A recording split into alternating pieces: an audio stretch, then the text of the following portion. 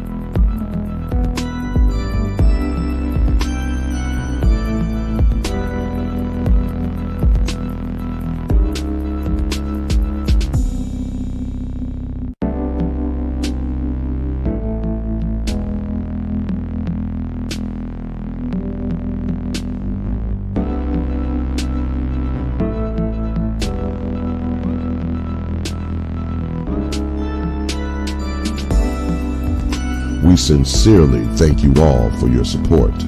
This channel is sponsored by you, the subscribers. When you want to hear another perspective for yourself or a friend, then just send an email for advice to justaskshar@gmail.com.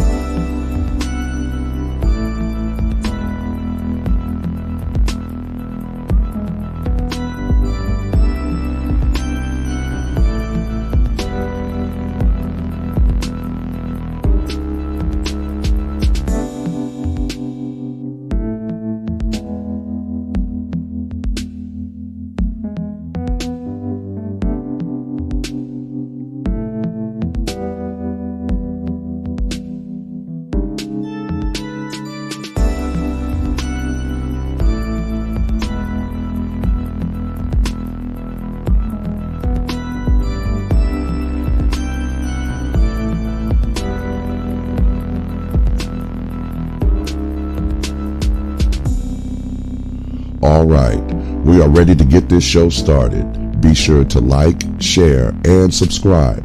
Tell a friend. There will always be a perspective or some advice that someone can benefit from and use. Now, here's your host of the show, Shar Willett.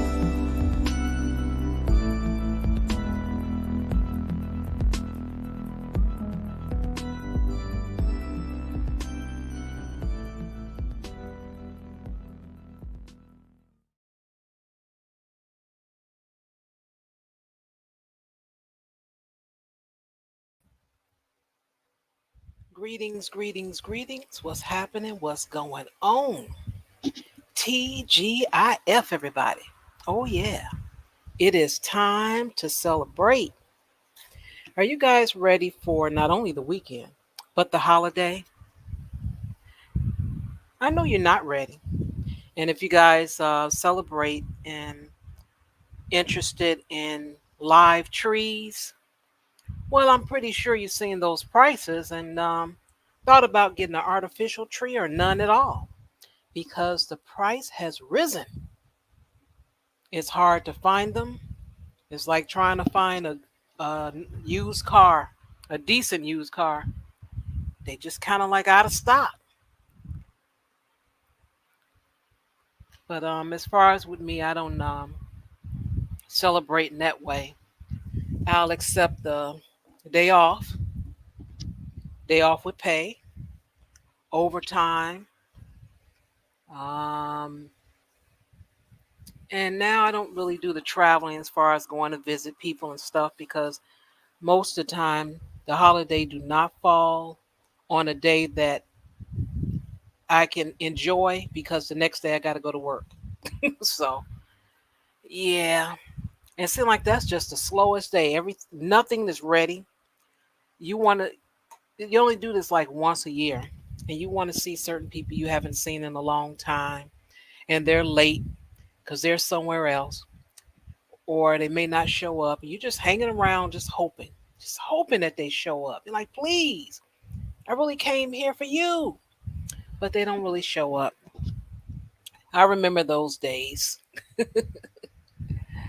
And what else is going on besides the trees? Are oh, speaking of trees, you heard about Smollett? I'm pretty sure. Yeah, he's guilty. It was 5 out of 6 charges. I don't know why they didn't get him on a sixth one because he was guilty. I remember specifically because I was out there in that cold, bundled up, layered up, and this nut talking about some he went out to go get a Subway sandwich. Come on now. Even at that time, let's say he was willing to brave the cold, but 2 o'clock in the morning, come on now. You don't have anyone, assistance, anyone to go get it for you. I can understand if there was no delivery, but come on. I just won't accept it. I'm sorry. I won't. I can't, and I won't. But yeah, this is going to be interesting as far as what he's going to have to do because this type of crime, yeah, it was the wrong thing to do. And you could give him some jail time, but I wouldn't even do that to him. I would not do that. I want him to work so he can pay the city back of all those man hours, overtime, and everything else. That's what I was sentencing with. Oh no, you're not going to do a day in jail. Nope. You're going to keep working and you're going to pay this bill for however. But the unfortunate part with that, because this is a big mental thing, I don't think he'll be able to make it. And that's the only thing. I would not sleep well. Let me think. Will I sleep well? I would I would be bothered by it because he seems like a chicken to me. And if I was to sentence him to pay that restitution back, and knowing that he would have to work well beyond his 60s to pay all that money back, I don't think he'll do it. So he'll take the easy way out, if that is an easy way. And speaking of that, that is something that we're going to kind of get into tonight. We're gonna touch on it. Someone's going to bring it up as far as easy way out. But I will say this, the other big thing going on is the fraud and fake. Oh, I'm sorry, that's not their name. I forgot, I changed their name. Fresh and Fit, sorry. Everyone is talking about them because they're just doing the wrong thing. Just can't take the heat. And the, the funny thing is, I don't find men fighting fair anymore, or even maybe not even saying fighting fair, but standing up to your disrespect. If you say something, stand by it. If someone says something about you that may be a little bit more harsh, deal with it. Have some thick skin. Not all this fakeness. Oh, well, they did the wrong thing. You know that people didn't do the wrong thing. You can use bits and pieces of content. Come on now. But I guess when you're faking a fraud, I mean, you're fresh like that. That's what you end up doing. Yeah, that's it. Uh huh. All right. So without further ado, everyone, you guys know what to do. Put your hands together for the wonderful, for the lovely, for the awesome, classic Ruby. Everybody, classic Ruby.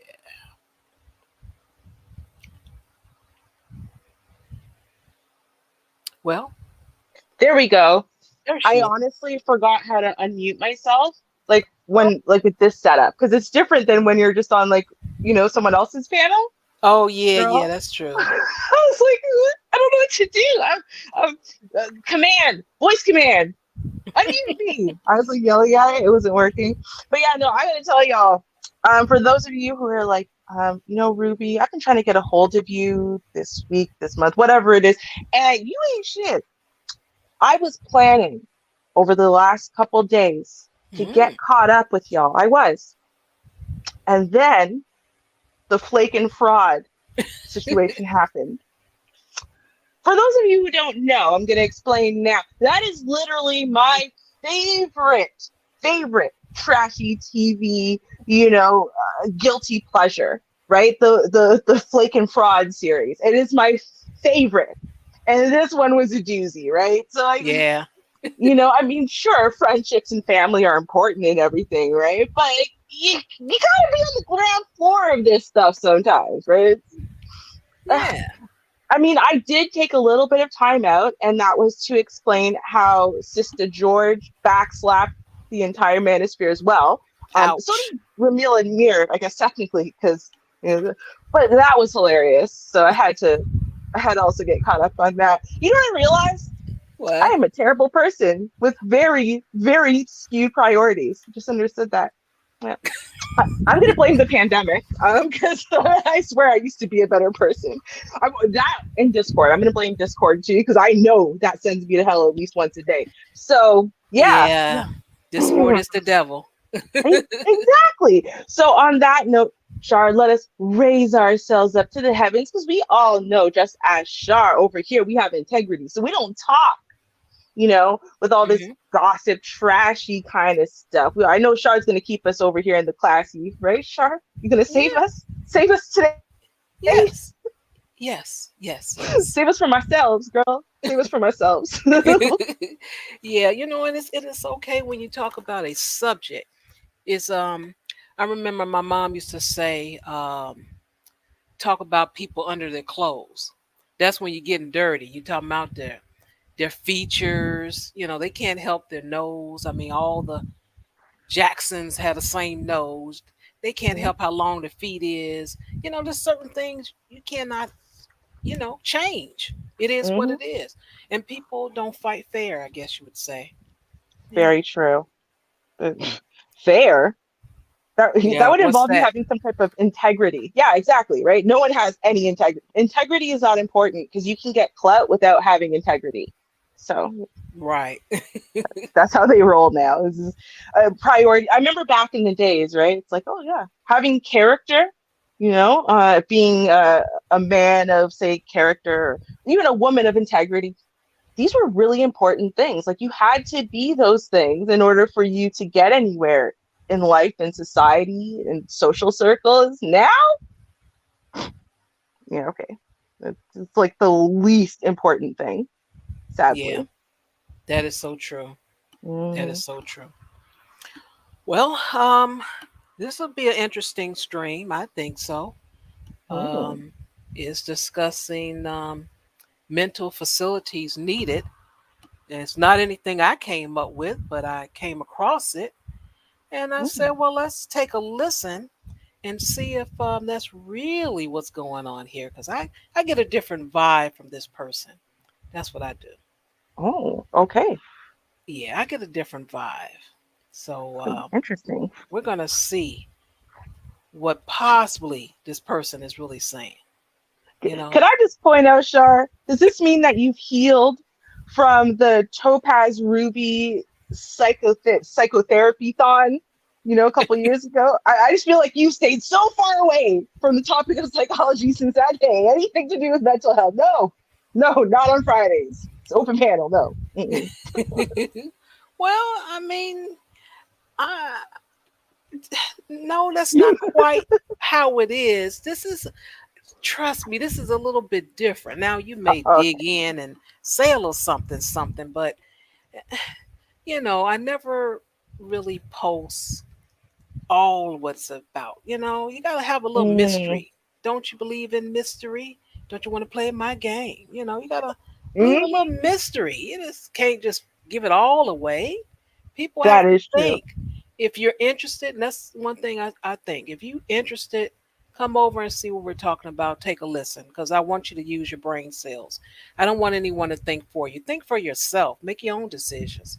And that's something that I think is needed more nowadays. Oh, more or at all? I would take at all at this point. At all, whatsoever. Like it doesn't have to be a lot. Just please some, just a little bit. Yeah. I mean, Yeah. come on, people. Just following things. I think only because I've never really been a follower. So because of that, I don't get it. If it if I like it, if I like something, if it sounds good and I'm interested, then I'm going with that direction. But just to do it Right. because everyone else does it, Mm-mm. no, because I need to know why. That's I need to know why am I doing it. So that's why I ask questions. You Right. tell me, oh, well, if you get this phone, it'll have all these features and it'll do this. Okay, but why do I need to pay that much money? And I'm only making so many calls a day, and I do more text than anything. Mm-hmm. See, everybody got it. Okay, but probably they make more money. They're six figures. I know you understand. I mentioned YouTube, but I'm not Mm-hmm. part of the six-figure crowd. So, Nope. that's unfortunately that's not going to work for me. Right. Exactly. Right. That if that end why doesn't make sense for my life, I'm not gonna follow it just because everybody else is stupid enough to not put those thoughts together. That would be silly. See, Neek, I'm not just intentionally argumentative and I just say the opposite that everyone else says. No, I just take the time first to evaluate what they're saying versus Ruby and just see whether just it's a connection or not. It's a logic love connection. You see what that is? Logic love. Hmm. Yeah, no, I'm coining it. I'm coining it. Don't worry, y'all are just like, yo, she sounds crazy. Shar, you shouldn't let her drink, right? But no, no, you'll see. It's gonna catch on. It's Yeah. gonna catch on. Don't worry. I know y'all think I'm crazy now, but there's a lot of things that were coined in these streets that sounded stupid as hell when they started, and now we can't live without them. We just think they're great. That's all I'm saying. So, Right, right. mhm. All right. Well, I'll go ahead and get it started. Folks are coming in. Let's see what we got here. All All right. right. Where is the button? The button is right there. That when you brought up the information about black women, you said black men cannot create programs or have an issue with getting No, I said capital we don't have programs. because of capital, and then immediately said black women this. Then you They have another, programs, and you said, but and you said no. You said black women spend millions of dollars on makeup. not millions, trillions. But I want you to see how your logic is connecting. Like if Mr. Robbins was here for English, you're connecting your thesis immediately to these points, and you're not seeing how your rationalization for your thesis revolves around women at all points.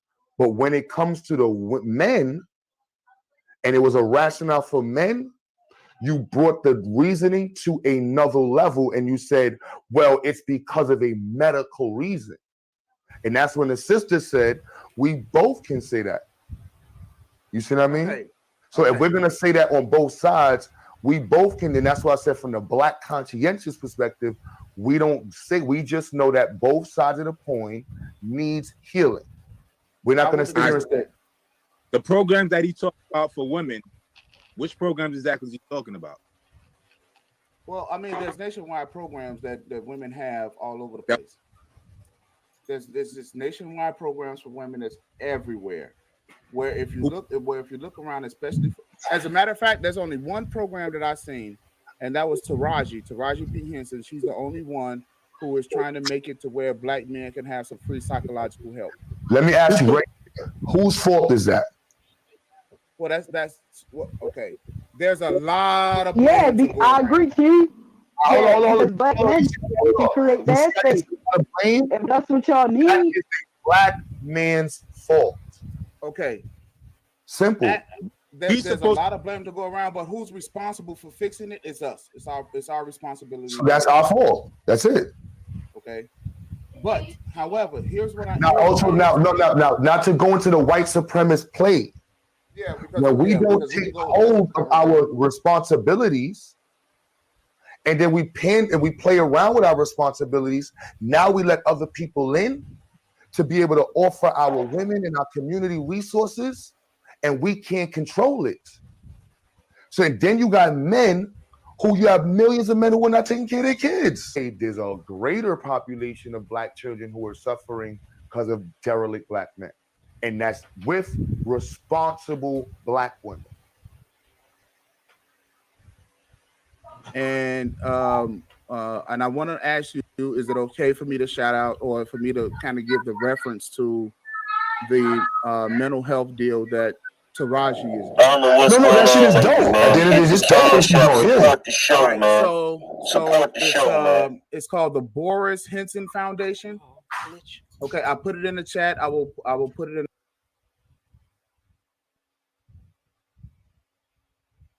the back chat, and you can put it out there as much because obviously, it's not going to be highlighted if I put it out there. So, but it's the Boris Henson Foundation. She's asking people to donate. There's mental health college. There's a mental health college scholarship fund. There's programs and services. There's all of these different deals, and I think that it's actually free for black men. Okay, it's actually free, I believe. If it's not now, at one point it was free for black men. Okay, I'm going to stop right there.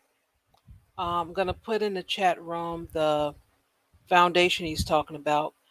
But what I'm find interesting is he mentioned that it was the only one that he found that was out there, but he didn't know if it was a cost or nothing. I found that very interesting. Now, if there's only one something, normally you would have the details, especially if you're interested in helping people, Yeah, I mean, that would be true theoretically, right? Yeah. Except this is what happened. And I didn't even realize it's what happened until literally a couple weeks ago. So what happened was when the narrative started, right, that there's none, there was none, right? Or there were so few and far between, so little. Man, hit the cash app, support the show, man. Support the show, man. I'm sorry. I've been I don't know, something about this month. I've been having a lot of glitches. Sorry. Continue. I'm noticing Petty December. All right. But see, now what happened was is that somewhere along the lines, people started listening and saying, there are none. Let me start something. And so I don't know about what they're talking about specifically. The reason why it made me notice is because I was watching a panel a few weeks ago. And, it was the same discussion, but it was about, opportunities given to young girls and not to boys. And someone got up on the panel and started just dropping multiple coding programs and camps and whatever for boys. And I went, oh, there are some? I had no idea. Right. But the reason why I had no idea, to be honest, is because the last time I looked for any to try to confirm or, disprove what was being taught to me, there were none at all. Right. So I'm kind of stuck listening to this point. And the reason why is because I think it's a valid point, but then I also think that it's less valid now than it was when it started, if that makes sense. Okay, that makes sense. Right. That makes sense. like I don't think that anyone is trying to intentionally pretend, right? I think that really there's been so much focus on what isn't being done for young boys, and what, resources aren't there for Black men, that there's been very little focus on all of the work that the Black community, and specifically Black men, have done to provide those resources then for the boys and the men, right? Like, no one's talking about that at all. So Yeah. if you don't hear about it, if no one tells you there's a reason to look, you don't look. So then what did you hear about? You heard about this one thing. So now you can only talk about the one thing. It's the only one that anyone ever mentioned. Right. And I'm sure when they mentioned it like it's the only one. So why wouldn't you believe it's the only one? Right. You'd have no reason to disbelieve that when the last time you looked, there was nothing and no one's talked about anything since. You know what I mean? So Yeah. Yeah. Did I put in the chat room? I know I said, oh yeah, I did. Okay, I put in the chat room, but they do more than just. Um, and also, just to let you know, the reason she started the foundation was because her son was having some issues, mhm, and so that's how it got started. Now it's going to become more interesting as we go along, but I just wanted to point that out because that's what I caught when I first heard it, and I'm like, exactly. it's kind of interesting. That's All what's right. been happening, and it's happened more than once. I think that's the thing that frustrates me about this is it's like so many people are so used to sitting and complaining about something or pointing out the inadequacies. We don't Yeah. realize that there are people out there, Black women and Black men who have been out there and said, you know what, these resources don't exist for our children. Let us create them, right? And I mean, we know about the ones that women created for girls, but it's like we don't realize that no, they're starting to catch up for the boys as well, right? People are starting Yes. to have their eyes open and work. That's a good thing. I think we need to start bringing that into the light more. Yes. All right. Now play a little bit more. Hmm. Oh, and I'll say this because I know me, I'll just be quiet and let everyone else talk. Um, Hmm. when it came down to um, men being constantly attacked by police, that really upset me. I got tired of seeing a black man pulled over and just it just Hmm. went left. And it bothered me so much with the stories that, I'm probably not going to do any more of those stories because it just really gets to me. Hmm. So, but because it got to me, I'm like, what can I do? But I don't want to be as a woman the face of it. I'll Right. help. So that's why I tried as far as getting the men together and having something where we can do the research, find out what we Hmm. can do. And unfortunately, it kind of fell apart because people had other things to do, and I'm only going to reach out so many times. Um, Right. but that's the way I look at it. If you want to do something, try to make some kind of change and not just complain.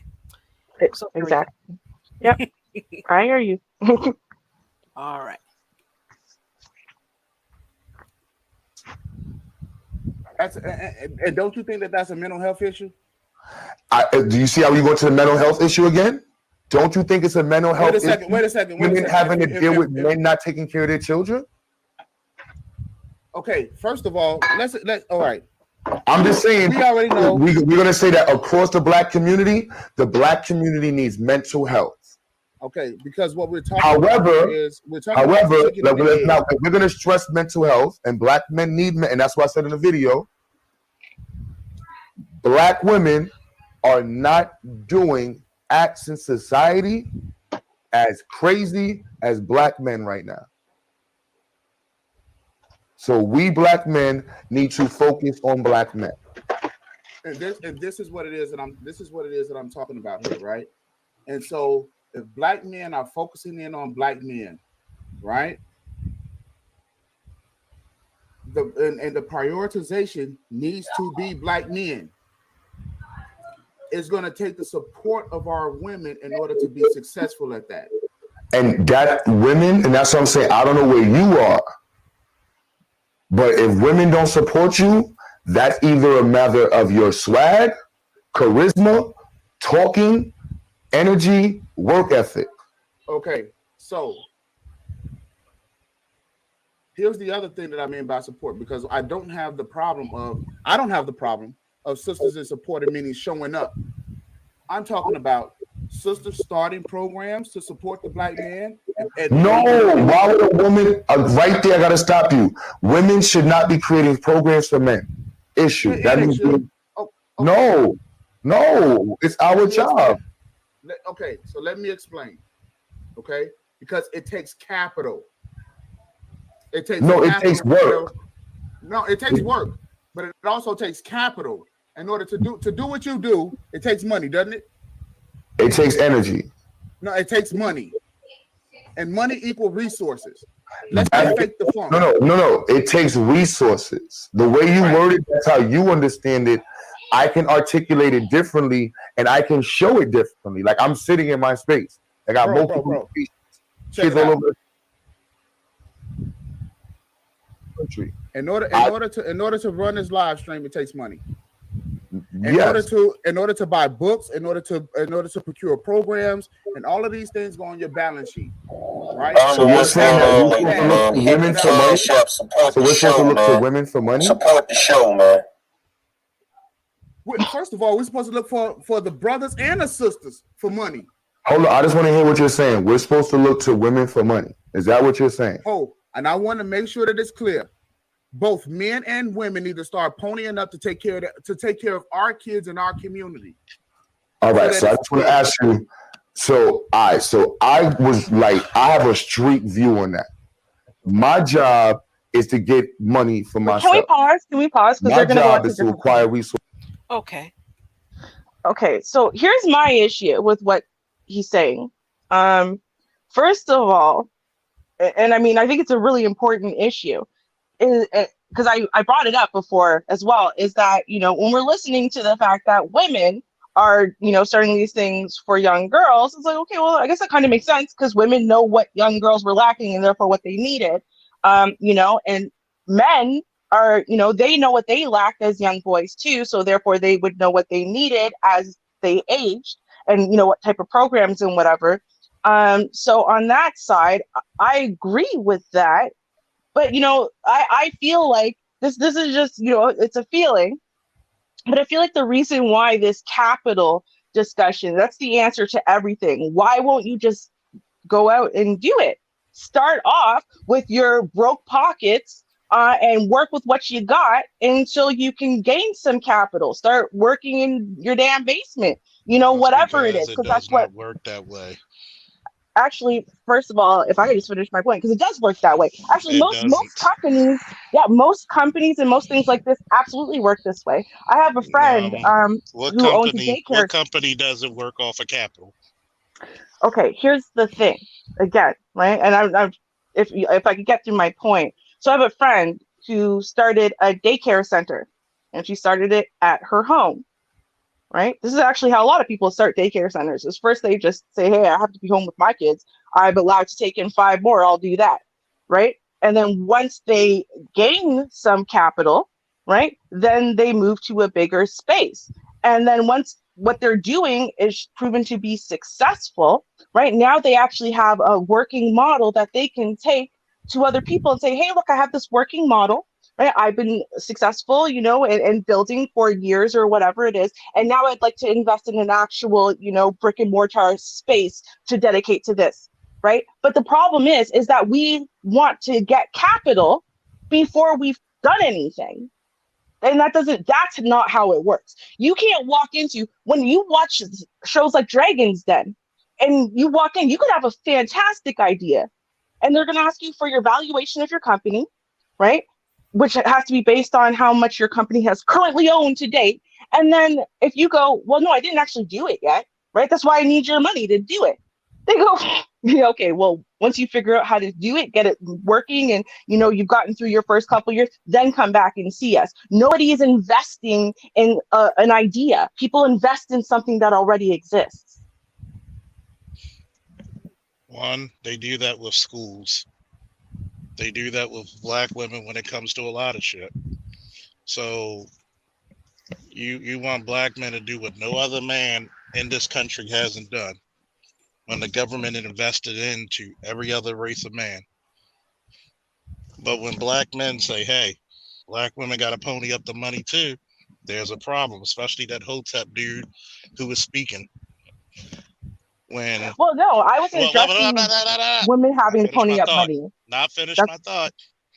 but that's not what I said. Not finish my thought. But that's not what I So, said. To be It clear, is. did I say that you said that? No. you're responding to me. It's not, I'm responding, but guess what? Everybody wants to talk about, well, you got to put in the work. What work was put next? What work was put in for So you every cut out. Could last you repeat little? that? What work was put into Goldman Sachs?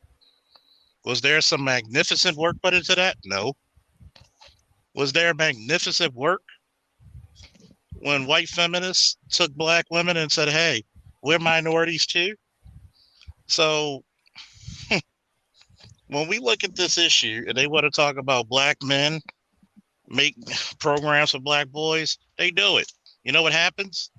You'll get some shyster lawyer, some feminist lawyer out there who says, well, that's sexist. What about the girls? Especially when the girls already have everything for them to succeed. You can't, every time you put something, hey, it's just black boy. Well, the girls are doing fine. We love you. No hatred towards you, but we got to focus where we have the issues. Okay, so you're saying it Even cannot when happen? even when Green Gorilla did his show, and a white fucking professor just put it up there that a lot of these black mothers do not think their boys are academically capable. Okay. As far as what the conversation is about the organization, are you saying that it cannot be done? Every Is that what time you're we saying? try to do something, especially on a mass scale for young black boys and black men, what happens? I don't know. You would have to give me some In other specifics. words, just like when 91 in Detroit, when they had an all black school up there, it was a black female lawyer who sued the school and said it was sexist. So, was there anything else after 1991? Oh, look at my brother's keeper. Who knocked that down? What year was that? What was that about? 08, 09? Okay, anything after that? You might have little pockets of things, even with the whole dads on patrol. How long is that going to be? I forget when the school was where they had the fighting and everything. You know what happens? They're going to use them fathers to calm the school down. As soon as the school gets down to a minimal, they're going to kick them out. And we're going to call you back once the kids get rowdy again. So when I listen to the brother speaking up there, and he's saying, well, we're supposed to get money from women. You're supposed to get money from everybody who's supposed to care. That I agree with. And that was going to be my Because second point. I've always said that for years now. The three things the black community don't give a damn about. Number one is black boys. Every time I go through this subject matter, everybody gets a brand new thought process like, we give a damn about our boys so much. And it's been proven the opposite. But go ahead. Okay, well, like I said, that was actually going to be my second point because there was two. That's why I wanted to pause here before they moved on to a different topic, is because if we are talking about now the funding stage, which obviously you and I disagree with, but if we're talking about the funding stage now, do I agree that both men and women should be financially investing into the future of our youth? Absolutely. I absolutely agree with that 100%. I also know and believe that you don't need millions of dollars to start something that can make positive change on a small scale and can slowly grow in size over time to be affecting that same positive change on a larger and larger scale as you can acquire funding, as you continue to be able to show proof of concept, right? So would it be lovely and wonderful, right? Would it be ideal if at the end of the day we could turn around and go, hey guys, listen, I need millions of dollars. I have a great idea. Look, this is the idea. I swear to God, I'm going to do it. And I swear to God, it's going to work because we need it. I swear. Would it be great if we could just do that? And then everyone just reach into their pockets and donate it. That would be great. But the reality is that's not how humans work. And that's generally not how it's going to work. Do I agree with you that there are definitely some inherent biases in that currently with the state of society, that absolutely there's going to be a bias slant against men in favor of women or against boys in favor of girls right now to help them, and people are more willing to reach in their pockets and fund a concept without knowing whether it's ever going to come into fruition. Do I agree with that? Yes. Does that change the fact that you can go out there with what you do have, collect the money from the like minds, no matter how big or small that is, and get started with what you have?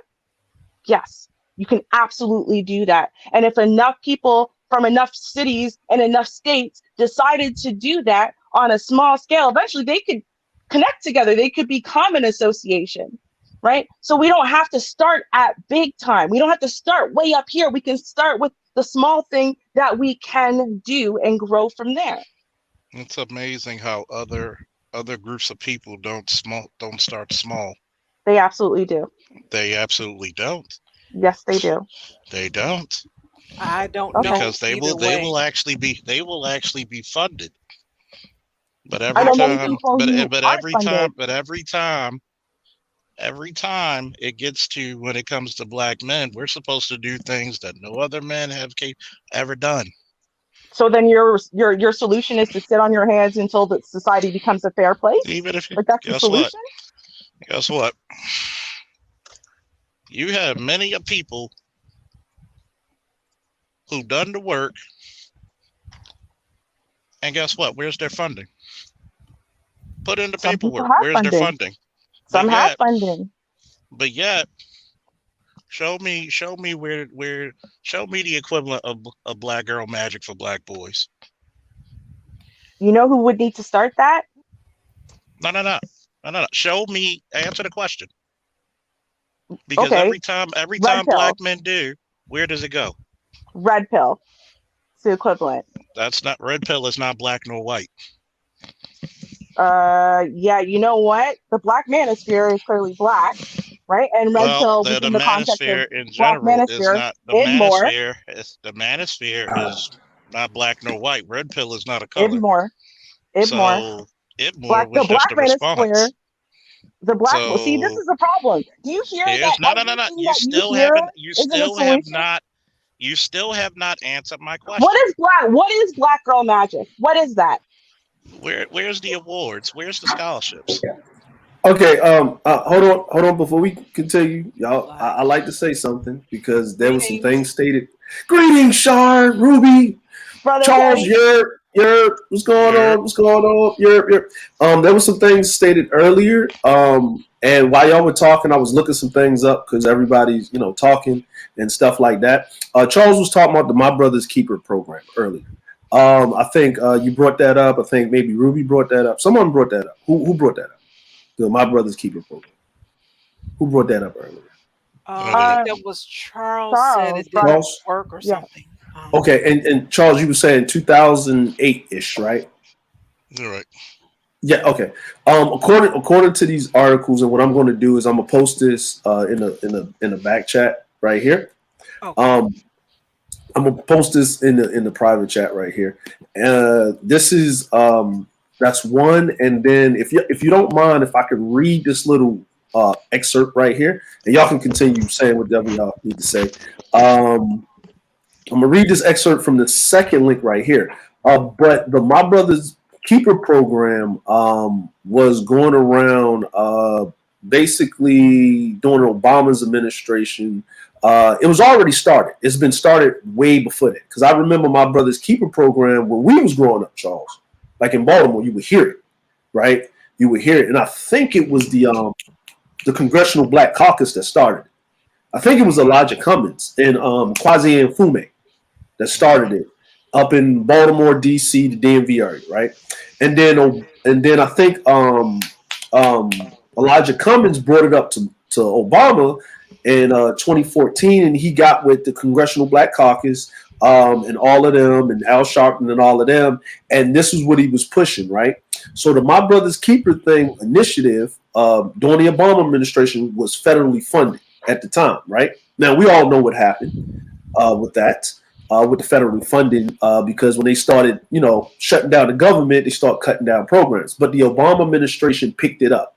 After, they picked it back up, and then when he got out of office, the Obama Foundation continued to push the My Brother's Keeper program. But this is actually what's been happening, because I had to dig to go find this. Right, COVID-19 has forced most of the MBKA communities to pivot from their traditional core functions in order to meet the needs of their community members. So to alleviate the burden of such a difficult transition, MBKA, My Brother's Keepers Association, I think this initiative, the thing they're saying is funneled over $1 million into its 19 grant communities. This additional funding will further support their year-round efforts to curtail youth violence, expand effective mentorship programs, and measurably improve the lives of boys and young men of color. Willie Barney, founder and president of the African American Empowerment Network, heads one of the organizations that will be allocated part of that financial assistance. His Omaha, Nebraska-based nonprofit, funded in 2007, this goes back to Charles's point when he was talking about around 2008, right, is committed into transforming the economic condition and quality of life of residents in North Omaha and the greater Omaha area. Now, this is my thing, right? No problem. Love the brother doing his work. But how many Black people live in Omaha, Nebraska? Right? Now, Black people live in Nebraska, period. But this is the thing, right? And this is the point of contention, right? And this is just my point, right? Listen. You can move all you want, but you still need funding to do stuff, especially in our economy now. You need money. You need money. You can't even walk out the house without coming out without some money, right? But he said, he left his job and whatever. But the thing is there are 19 grant communities that's attached to the My Brother's Keeper. So I think the money's out there. The money is out there. The funding is out there. I think the problem that we literally have, because about solutions, right? We know what the problem is. Yes, there's not programs for Black boys, right? There's not programs for boys, because I'll just watch some white men complain about they would approve of affirmative action if it was for white men. I got the tape on that one. That's funny. I got the tape on that one. It's from the stratosphere. I thought affirmative action was just being white anyway. That was the first step of affirmative action. Yeah, it was some white conservative white men that said that they are against affirmative action, but if it's for white men, they'll consider it. That's what they said. The dude from the stratosphere, like they went from the manosphere to the stratosphere. That's what they call it. I don't know what's going on lately, man. Hit the cash app, support the show, man. Support the show, man. So with this being said is that a lot of these programs that I notice, a lot of these federally funded programs, these state funded programs, let's just say these women, right? The women, right?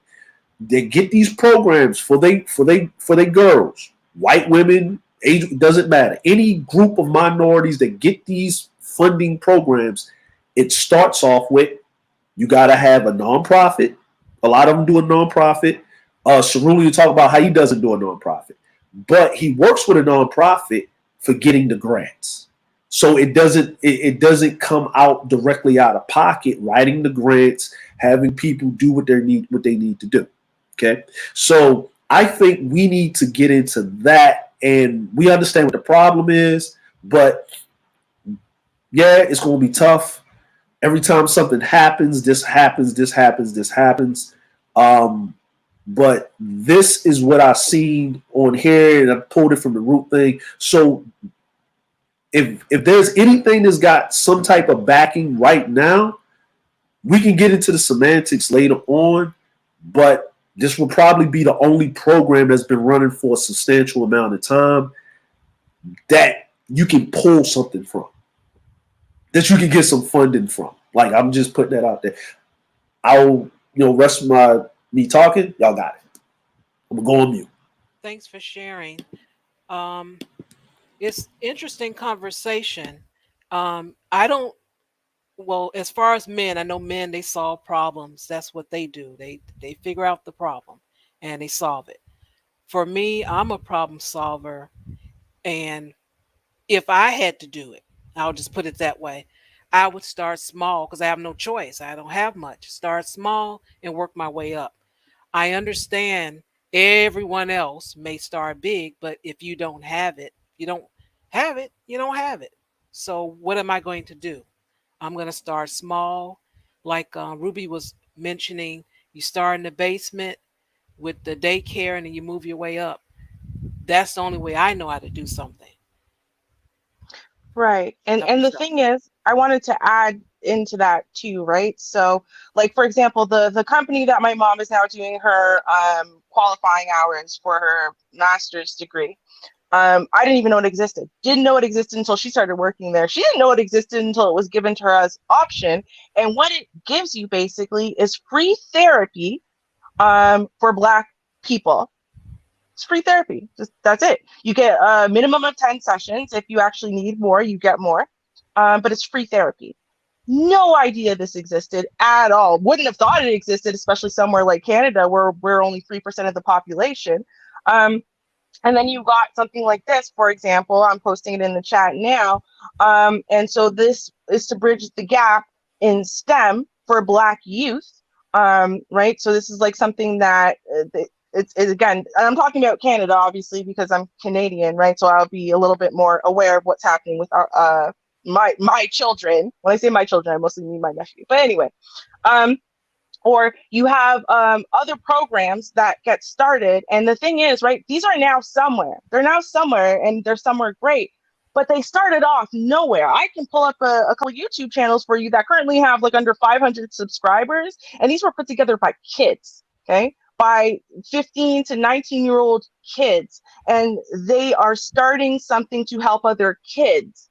And they don't have money like that, right? They try to raise money occasionally through maybe a stream or through other types of things that we used to do pre-COVID and whatever. But the point is not that. And again, I'm not trying to say, oh well, it's gonna be super easy, right? I'm not saying that at all. What I'm saying though is that when you see that there is a hole in society as far as helping the Black boys, right? Then you don't just keep talking about it, because as you know, society, obviously if they cared, they would have filled the hole on their own. So if you see the hole, if you see the void and you see the need and the necessity for it, right, you can move first with what you have, right? A lot of us don't know about really basic business bursaries and grants you can apply for in general. I mean, it's not a lot of money, but it's something to start with, right? We don't know about stuff like that because no one ever tells us about it. And then we think that we have to wait until society catches up.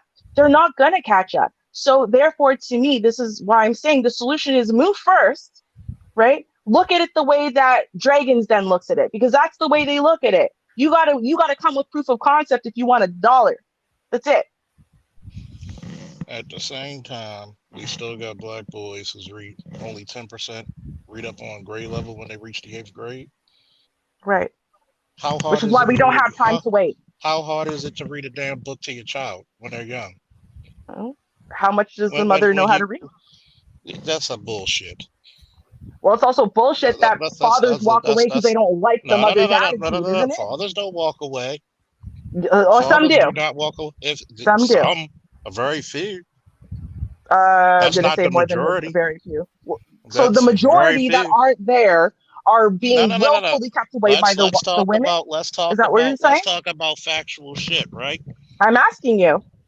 Factually. Let's talk about factual shit. Majority, I don't know what they say in USA 2, but in USA 1, majority of Black men do not walk away from their children. So then where are the majority of fathers who are not in their child's lives? That's what I've asked you. The 7%? So you're No, telling me. So you're telling me no, I'm when. asking you a question. I'm not telling you anything. I asked the question. What's the question? Where are you? You said that the fathers who are absent from their child's lives are not willingly walking away. So I'm asking you then, okay, what's happening then? Why are there fathers who are People don't absent from their children's lives? people don't like to look at the book both ways. No, I'm asking a See, there's a question. lot. You still haven't I'm going answered to it. answer your question because Okay. there's a lot of mothers who keep their children away from their fathers. Okay, so that's your answer? That's the truth. There's a So lot the of mothers who so keep their. So in other okay. words, let me paint a picture. In this country, how many women get their children when it comes to custody, No, regardless I'm if not she's fit? asking a bunch of No, no, no, questions because no, no, no, I'm no, no, still no. trying to get. I know before So you in do that, other I'm really words, trying to get an answer clear. when you could be on some BS and a governmental system backs you on it, you're gonna have your way. How many? There's countless men who go fighting for their kid, have custody, and will hide their children like they just stole the crown jewels. Right. Okay. So So again, I so just want to that guy, so clarify. that guy, and then on top of that, majority of the women have our children, right? If they really want to change, why do they keep the children? Because they're scared that they're gonna have to pay. They're Right. scared that they might So not get any benefits. okay. So to Because clarify your let position, me finish. Let me finish. well, I So still in don't other understand your words, position. That's why I'm trying to get some clarity on it. So to clarify your position, what you are saying is that every absent father is absent because all of those women are willfully keeping him away from his kids. That's did your I say position. that? Did I say I'm that? asking. I like Or did I literally say that was my or did I if you listened earlier, did I say the majority of men do not leave their kids? right. So I'm trying to get So you so to tell me. you don't have to get it if I already said it. No, but you If haven't I say actually the majority, clarified. so in other Right. words, you have different variables, meaning there's a You're not lot really of answering women the who push the question. men out of their children's lives. Right. So what I'm asking you to do is to explain to me, right, There's of some all the guys who just fathers. leave on their own. There's Right. some guys who are dead. There's some guys Right. who are in jail. Right. There's some children who are in the foster care. There we go. Majority of the fathers do not walk away from their kids. Right. And I'm going to say that the majority of the mothers, right, that are there, in my opinion, just based on everything and all statistics I've seen, the majority are not willfully keeping their kids away from the father. They're willfully doing it. Mm. Okay. You go up there. I want you to spend some time in some custody courts. Oh, I have, I want you to spend right? some time in some custody The courts. first time I did was in Right? 1997, back when we were fighting for my sister with no money, which is why, again, I can say, hey, sitting on your hands because you don't have money isn't an I excuse want you to because we go. did I want you to fundraiser go. after fundraiser after I want you to fundraiser go. because my I want you to sister was go. worth it, right? I want you to go and just have a conversation with a Like, tell lot me of to go black men. again. I Okay. want you to have a conversation with a lot of black men out there Mm-hmm. and see how easy it is for them to get custody of their children. And we'll Didn't talk say it was there. Go. easy. No, no, Didn't no. say it was easy, See but the you have problem. custody, See the problem is right? this. You want this guy to jump through hoops and go through whatever lies, whatever torture Yep. some of these women out there give them. Yep. Now Yes. you're gonna have some Absolutely. Yes. assholes who are just gonna make babies and run. Cool, but that's not the majority. Okay. But if they And really you want to want everything change, to be easy, and if it's not, if then they it's really it's want it, guess justified. what? It's some should education be hard? Should Should attaining should should should something having should be having your hard? fucking should giving equal rights, equal opportunities be hard? Now No, I it didn't say shouldn't. equal You live in a outcomes. country that doesn't have equal rights. Literally, the Equal Rights Amendment was never ratified. You live in a country that doesn't have them. So stop starting on the premise that Oh, it should be fine. Nothing should be fine. Nothing is fine in so America. when that father's fighting to get their child, it takes an act of God to find her either unfit or find a judge with enough competency to say, hey, That father That's needs it.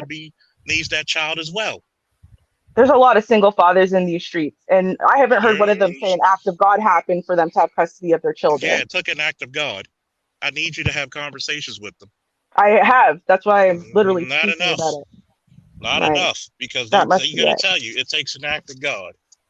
It takes And their, guess first what? of all, They're their not going to. desire and And guess motivation what? and They're hard not going to work. get and they're not going to get. And here's the sad part: those single fathers are not going to get anywhere the benefits those mothers get. No, they won't. Absolutely not. All So right. So let me we ask a got to do question three here. times the fucking harder. Yes. Let me ask a question Who here. made the laws? So you're stating, Charles, that because the way things are, there's not going to be a situation where there'll ever be a place for young boys. It's a wrap. Is that correct? Is that your position? No, Okay. And let me ask you this question as far as what you and Ruby are discussing when it comes down to custody and all that.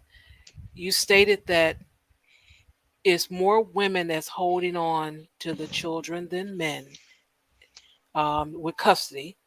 I heard that clearly. And now my question is, are the majority of those children boys? you're going to go through half and half. You're going to go through half and half, even with the boys. Okay. I'll paint you an even beautiful picture. At what age do you think that son needs to go to his father? I'm going to say 10 at the latest. Why 10? I don't know because I don't know. I'm just, you asked me to guess something, I Because guess. do you believe that father is equally capable of being a parent as the mother from 0 to 18? Yes. Say that again. Do I think From they're zero from capable? as equally capable as the mother from 0 to 18. Yes, Yeah. Then why isn't it treated that such? because of the laws of the land and they're making money with the way they made the laws for the land. And Hmm. is marriage, even I'll even go down to cohabitation, is that promoted? Promoted as in what do you mean? Meaning stable families. It's No, as in promoted. promotion. It is some No, promotion. I take that back because I see the commercials and they'll have no. families together and here, buy this product. It helps the family. So I do see that if that's No. what you mean. And the majority of it, no. It's over 1,000 legal benefits for men for getting married. So I mean, the problem is, are we promoting that to our community to let us know that yeah, these benefits apply to you too? No, we're not. We aren't promoting. And why would they promote to us something that's going to help us win, catch up, or beat them? They wouldn't, right? So it's on us to do it. It's on us to take that initiative because they're never going to do it. And why would they? And even if they did, if you're getting all the benefits, why would you give the kids? If you What? know, yeah, why Who? would you give the kids if you're getting all the benefits The benefits. for What? the I'm kids? I'm very Meaning, confused by what meaning, you're saying. I'm gonna tell you. So in other words, right? If they know that giving the kids to the father would be a tremendous benefit to that child, why don't they do it? You said the courts? The mothers. Well, I don't think that that was the question that you asked. The question that you asked was whether both parents are equally capable of That's being a the good first parent between question. 0 to 18. That's the Okay. first question. This is the second question. Okay. Well, I disagree with, I guess, your premise then. Why is that? Because I don't think which parent is going to be a superior parent or whether there's a superior parent or not is based on gender. I think it's based on the individual's character and other factors. Not a study's shown that single fathers are doing better than single mothers. And ultimately and optimally, it's best to have both parents there. You know, I'm going to take a break right here because I think you guys can talk about this forever, and I want to get through this video Yeah, we and should do that. discuss what's going with that. But I will say, and this will, because you may drop off, Charles, I do want to say it before you leave, if you do leave, that with the information that you have, the knowledge and passion that you have, I hope you use it for something. And I'll leave that there. Well, I'll tell you Okay, this one. I helped a couple of guys who graduated who I coached get their children. good. All right, here we go, people. Sources at any means possible for my community. I ain't worried about no female doing that for me. Never, Okay, never and you, would. and you should not worry. But the fact of the matter is this: is that we're talking about accountability. Okay, we're talking about accountability and the accountability for our children. The fact of the matter is this, and I'm going to say something that's very controversial. Black women will spend more money on hair weave than they will spending money on their children. Period. Black men will spend. I can say the same. The black And men. the brothers will spend, and the black men will spend more money on car rims than they will on their children, and Now- radios that go in their cars and all that other crap. So Now the fact that of the matter statement is- though, but that statement though, is largely again, that's based off of where you live. I don't live around those type of people. I live around people who spend more money on their kids than almost anything. So I don't know. I feel bad for the people you're around. Okay, That's what I'm saying. So- Let me say this: the building I'm in, $1.5 million. Black couple. They paid for their children to learn the most. Every parent in my institute pays. They all put up whatever they can. I don't understand what you're saying. I can show you 200 parents right now. I don't know how much more I can show you that it's like, bro, that's your experience. And sometimes you just have to recognize that your experience has created a shallow reality. It is nothing wrong with I'm sure that because you run a school, correct?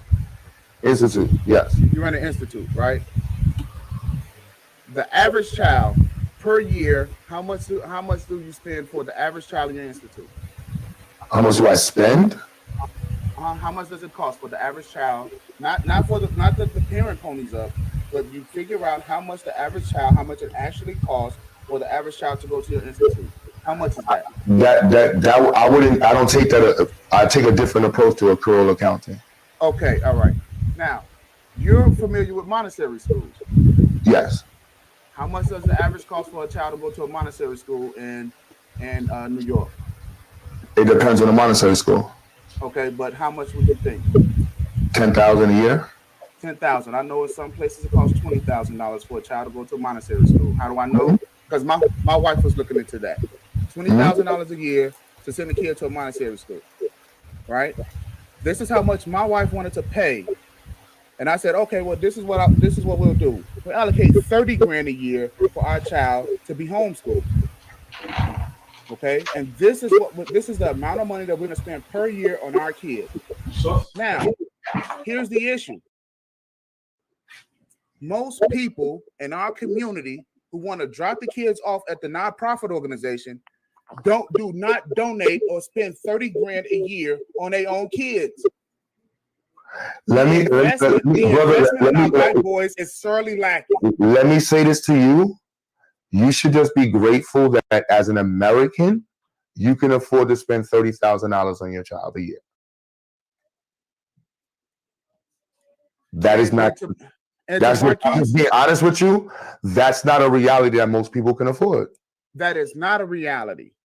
But if you look at it, and this is the reason why I'm talking about in terms of our sisters spending money on foreign aesthetics, right? And we're just using foreign aesthetics. Not our community. When you isolate the term, I think the only reason you keep isolating is because your father wasn't there and you're putting it all on your mother. No, this here is the actual number in the Essence article.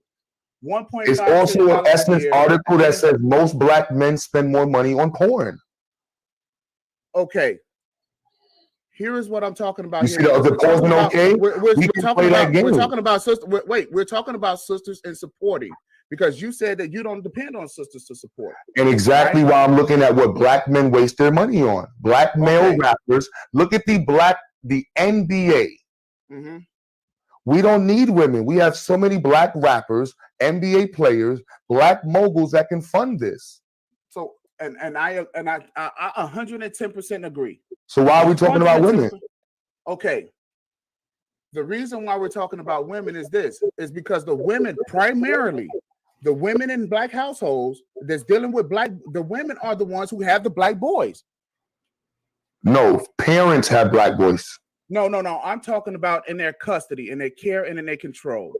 Come on now. So you just basically saying that the whole responsibility of the child is on the black woman. I did not say that the whole do you hear yourself? I did not say that the whole responsibility. That's what you're saying. What I'm saying is that our women need to increase the investment in our black children, and our men need to knock it off and start really taking care of really the lion's share of taking care of these kids. Okay, because there's absolutely no reason why the children should be dropped off at nonprofit organizations like ours, and the black men are not showing up. We actually need the brothers to show up and to do their part. So we need to talk to the brothers. That has nothing to do with women. But here's what we're talking about, because we're talking about Lesbi. She's on the panel. No, see, now you're trying to make it about me. When you were just talking about yourself for an hour. No. Come on, man. Come on. No. Come on, man. That's what we're talking about. If you're gonna drop your kid off, okay. If you're gonna drop your kid off at a nonprofit organization, you need to make an investment in your child. If you're gonna drop my child off at a nonprofit organization, what are you talking about? Your brother. So you missed the chat. She offered to pay. It's not a matter of pay. It's a matter of saying, I want my kids around y'all type of black men. And what I'm saying is this. I'm getting something to that. And that's funny because he doesn't even hear me. And that's what black women are saying. I'm as a black woman are actually on a platform where I'm actually asking for help. If you just put your hurt and your feelings aside and where you came from, that raising a black boy, but you can't do that though. You can't do that. I'm not saying that these brothers that's not a good idea. I'm not saying that what you're doing is wrong, sister. What I'm saying is that what are you saying? They only have so much that they can stretch themselves. Okay, they only have so much, and it costs to be around these kids. But I'm not time, effort, and energy. You see those lights that they have on? That costs money, and they need you to start ponying up. If you're gonna have a child, then you need to make the investment in that child. Hold on, wait. All right. Let me ask you this. When your wife said she wanted to put the child in Montessori school, who made the ultimate decision where to put the child at? I did. Thank you. So who's the one that needs to make the decision? You see how you keep passing it to the female, but you showing it to me. Female is okay. Wait a second.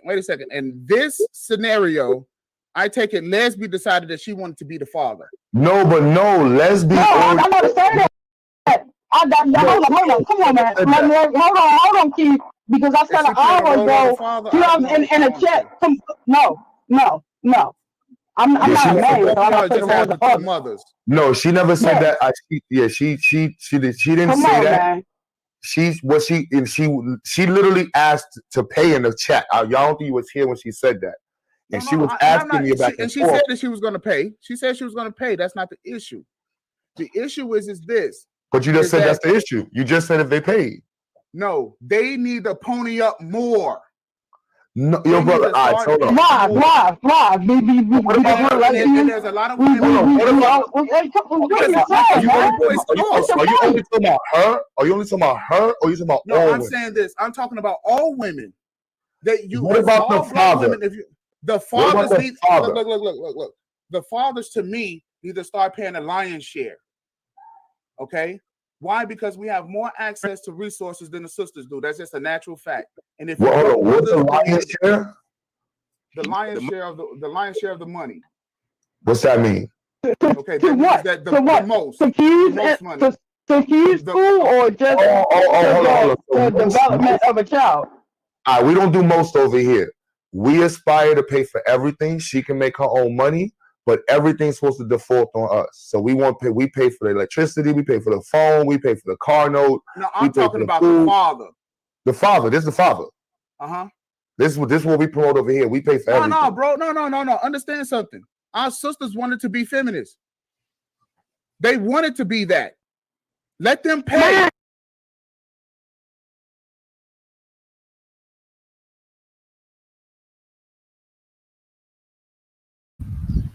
I'm not sure what that was all about as far as feminine being thrown in there and let them pay.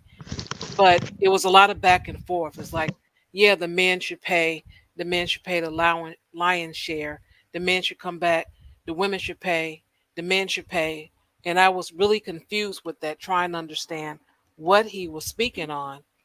But I know he was concentrating on the woman at the bottom there because I think she adopted a child, her and her partner, and he has an issue with that. And he wants the woman to pay more money, and he just kept saying dropping off, and that was kind of confusing too. So, in case you guys are wondering, like what's going on, because I do see a couple of question marks in the chat room. But there's one more thing I want to play here, um, because I'm wondering, he wants women to pay, but if this is his list of women that are problematic, who's going to actually pay? Because there's a lot of women with weave and wigs and different hair colors, permed hair, and all of this. So he'll be eliminating most women if he's serious about what he's asking for. Oh, wow. Yeah, no, this basically writes off every woman in some way. Right. So Like I that's can't why I'm like, even. is he really serious? Because you want them to pay, you don't want to pay. It was really weird there. If you need me to replay something, I would, but just getting here and he's saying these are women that's problematic. Well, why would these women give any money if you're saying they're a problem? Well, here's the thing, which I don't think a lot of people realize, is that in general, there are women who are on child support. Now, of course, that number is less than the amount of men that are on child support. But and women are also less likely to pay that child support that is court ordered. But in general, we have a general issue with the fact that child support is going not paid, right? Like it's not like there's like a 99%, compliance rate with paying child support. And then what ends up happening is this. They try to, tighten down on these rules and whatever, and who does that screw over? It tends to screw over the good guy who's actually paying his child support and actually cares, right? So, they haven't really figured out a way to resolve this issue. And no one, honestly, I'm just going to be real here. It seems to me like listening to the adults talk about this, that no one really cares about the kids. Everyone is talking about the adults in the situation, and they're fighting about the adults in the situation. And it's like, yeah, can we take a pause for a second and realize that when the brother said, hey, you should be happy that you could give your kid $30,000 because the average person can't. Like, why are we not really actively thinking about the benefit to the kid instead of always trying to figure out how we could not benefit the mother or not benefit the father? Why aren't we thinking about the Because kid? child support was never about the damn kid in the first Okay, place. you could make it about the kid, couldn't you? It's not, child support is not an indicator of a good parent. If you really wanted to reform child support, because let's be honest, a lot of times you're going up in that child support office or whatever room, you already are going to start in the rears. That's just fact. You're already in the rears unless you take yourself down. And here it is. If you both have equal custody, you're both taking care of the child equally, why should you have child support? But remember, we're going to answer that question by stating the question. Well, no, because I actually have an answer for that question. Because in general, there's very, very few relationships or co-parenting relationships I've ever heard of where it literally is split 50-50. Now, I can say with complete confidence that I know that's true because my parents literally split me 50-50. I literally did half the week with one parent, half the week with the other. One weekend with one parent, one weekend with the other. And before they did that, when I was younger, I did 6 months with one parent, 6 months with the other. So that is a 50-50 split. And in So in that other case, words, let did me finish somebody my pay point, child please. support? Let me finish my let me finish my point, please. Um, so in that case, since each parent was literally responsible for 50% of my food, lodging, water use, electricity use, everything, right? And then they went 50-50 as far as paying for any type of, childcare and whatever. Because they were literally responsible 50-50, right? No one was paying child support. However, the person who got the child benefit check, because you get one of those regardless here, like you don't have to be on welfare or something. Just if you have kids, you get a check from the government till they're like 22 or something. But anyway, the person who got that check was the person, or who it was issued to was the person who it would be most beneficial to receive. So, as in the parent who's making less money because they would get more money. And this was not money that they split between, it was money that was put into an account for me to be able to do extra things I wouldn't have been able to do without that money. So that is considering the child. If one parent has the kid, physical custody of the kid and the physical responsibility of, feeding and watering them, transportation, the whole nine, right? And then one parent sees them every other weekend, right? Well, then that's not 50-50. You're not equally sharing the Well. financial, You gotta emotional, remember what I physical. said. They keep a lot of them keep the kids away from the father. If I could just Ding, finish ding, my ding, point. ding. If I If mean, I we could got just like finish how my many? point first, Please please. do, because it's like a million years now. We just Yeah, evolved to and Grace, guess what? superhumans. I'm co-host on this panel, so I can take as long as I want. Now, Uh-huh. I as I hope was you do. saying, I hope you perfect. do because it's getting circular. Okay.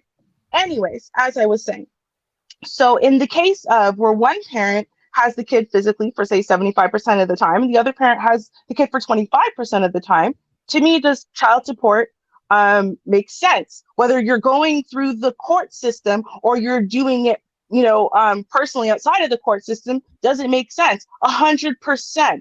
Why? Because you are both 50-50 responsible for that kid. And even though you're going to put in some financial to help, physically support that kid. At the end of the day, you don't have to put in extra sweat equity. Your equity is still kind of limited to 25% of the time. So that's thing number one. But thing number two is this, and I'm going to be real with you.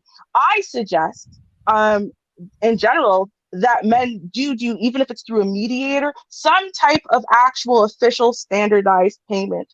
And the reason why I say that is because you don't want to go through 10 years of supporting your kid, thinking that you and the mother are cool and everything. And then one day she decides to take issue, maybe because you found another woman or something. And now she takes you to court because you have no proof you were actually financially supporting your kid. Now you have to pay 10 years worth of back child support. So I do actually think that the best thing for a man to do, given the scenario, is to have some type of official payment recorded.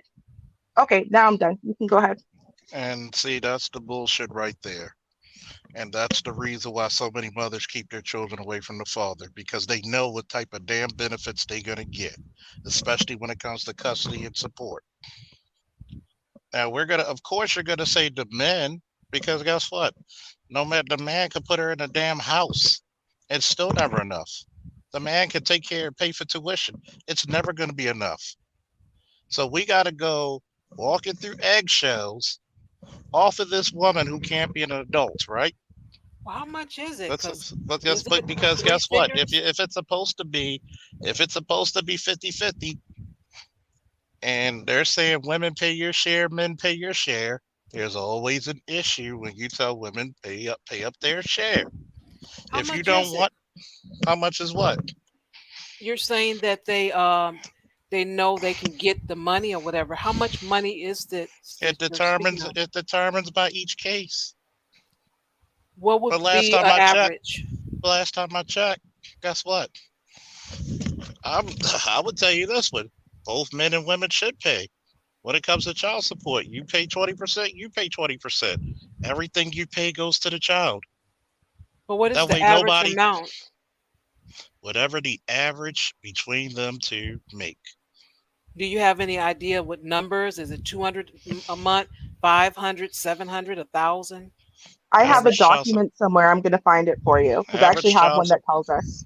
average child support is around four, $400 per month? depending on the person. That's Because average hey, though. that's Hmm. average. Okay, so I found it, Four to right? five. So, how is child support calculated, basically? And so obviously Charles is right. Based on your income, right, it's calculated differently, right? So if you are making, for example, 15,000, you have one kid, it's $79. If you are making, let's say, 40,000, I think we said that's the average, right? One child is 359, two children is 597, three children is 805. And so they kind of based on your income, and then how many kids you have, your support payment's gonna vary. And then God forbid you live in a state Oh, to be where, clear, yeah, that's only where one. It varies from state to state God too, right? forbid you live in a state like New York or California, where okay, you can pay all the child support you want. How are you supposed to live? Nobody puts in consideration of that. Well, but But they yet, do though. but they don't. But you have to show up to court. I think the problem Even is, and when I've they show, actually I'm gonna tell you what happens, right? go ahead. People will file, and guess what they'll do? Oh, I don't know where his address is, but you got all this other information, but you don't know where he lives. Okay. Next thing you know, by the time a guy even gets noticed, he'll have a body attachment for his ass and take it to jail to wait fucking court for something that's really supposed to be civil. Hmm. So a lot Okay. of times, a lot of these guys don't know. You think everything's cordial? Like why should I have to take myself down there, put myself on the cross, and bow down to somebody who thinks they have more ownership of the child than you? Okay. So, but this is what I hear a lot, actually. I'm not even really sorry. I wasn't necessarily But but responding but to see you but about see this that, is the but but you know what, I this is love you, no. Ruby, but I gotta say this part. Every time a man says their part, it's almost like men are just making this shit up. Okay, great. So, can I say what I was going to say now? Go ahead. Perfect. So, what I hear a lot of, and I'm going to be honest with you, I hear a lot of guys say, I didn't go to court because there's no point. I didn't go to court because I didn't have the money for a lawyer. I didn't go to court because, right? And so they have a lot of reasons why they don't go to court at all. And most of their reasons come from listening to horror stories that other people have told them have happened to other people, right? But then what I also hear are the men who actually went to court, right? And so they say a lot of times it wasn't easy. Sometimes it was expensive, not always though. Sometimes it was long, right? But what I don't hear them say is, I showed up and it wasn't worth it, right? Because the thing is, you can't, for example, let the court know, testify to your finances, right? What your actual income is. You can't let them know you only make $20,000 a year. You can't let them know that if you don't show up to court to let them know that. Yeah, then you're leaving it entirely in that woman's hands and entirely in their And hands how to many times posit do they or know that they have a guess. court case pending? Right. So again, right? Then you say, well, they didn't know. But this is why I said from the get go, right? And I mean, I understand there are some guys who don't get told that they have a kid or it's not even really their kid and woman just claims them. But I'm saying in general, right? Given that you know that there's a kid, that's why I said it's very good. And men should be actually looking to formalize their support payments from jump. You're not leaving it on the woman when she feels like it. No, you formalize it. You get the jump on it because This then is you have some control. And this is the reason why the birth rate is in the shitter, because men just said, you know what, opt out. There's I don't know about all of that, but we're gonna stop for a moment. We have a couple of donations here. Shout out to Zero. You have made Sheed sing. Sheed, hit it.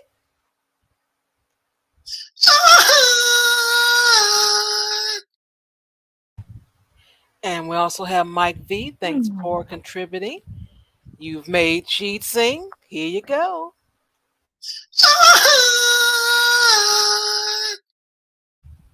Mm. Thank you so much. And sorry about the glitches that we have. I Yeah, bet Welcome, you I, Mr. weren't. Z. what's going on, y'all? Char, shout out to you for having Charles and Ruby up at the same time. Um, you got your hands full, Yeah. but yeah, I was listening in, and man, this panel is interesting, right? Because first, I think we're stuck. Charles has heard me say this. This is a weird transition period that we find ourselves in. And you can hear that when the brother was speaking and said, no, I'm talking about paying for everything. You pay for the mortgage and you pay for the car and you pay for the kids and and I'm like, half of American men make less than, well, more than half of American men make less than 40 grand a year. What you mean pay for everything? And Well, six figures around YouTube now. Remember yeah, that. apparently, I'm like, and I'm so happy about that chart. I don't know where did all the dudes with the money. I'm not even making this a black issue right now. Where did all the men with all this money come from? Where Yeah. are all these dudes with this money? Where do they exist? Hey, look, Right. I live in Miami. Where are all the baller dudes? Because I know where they live, and they Yeah. ain't a million of them either. Mm-hmm. So like, I don't this talk and so you have a back and forth, you know, between Q and between the man, because we're in this weird transition period of men are supposed to be these hyper provider protectors, and then a world where it's actually really difficult to be that, Hmm. right? And that's not what the vast majority of men and women are living. So we're saying, well, women are supposed to, increase their um money that they spend on their children, primarily their boys. Meanwhile, half of American women earn something like $25,000 a year or less. There's just some weird talking points going on, right? Even when I'm happy when they brought up the monasteries and like, yo, people can't afford this 10 stacks a year on schools, and that's not even on the high end, right? Like the brother Yeah. said, some of these schools are $25,000 a year. You know what That's you wish it that's a was woman's whole entire income. you know what you wish it was when I was a kid? Go ahead. $200 to $300 a month. You see, That's almost like even rent in the 80s. Like I'm paying like damn near either what? Anywhere from 5 to 10 times what my father paid for rent in the 80s. you see. That, people don't understand inflation, Charles. People don't understand inflation.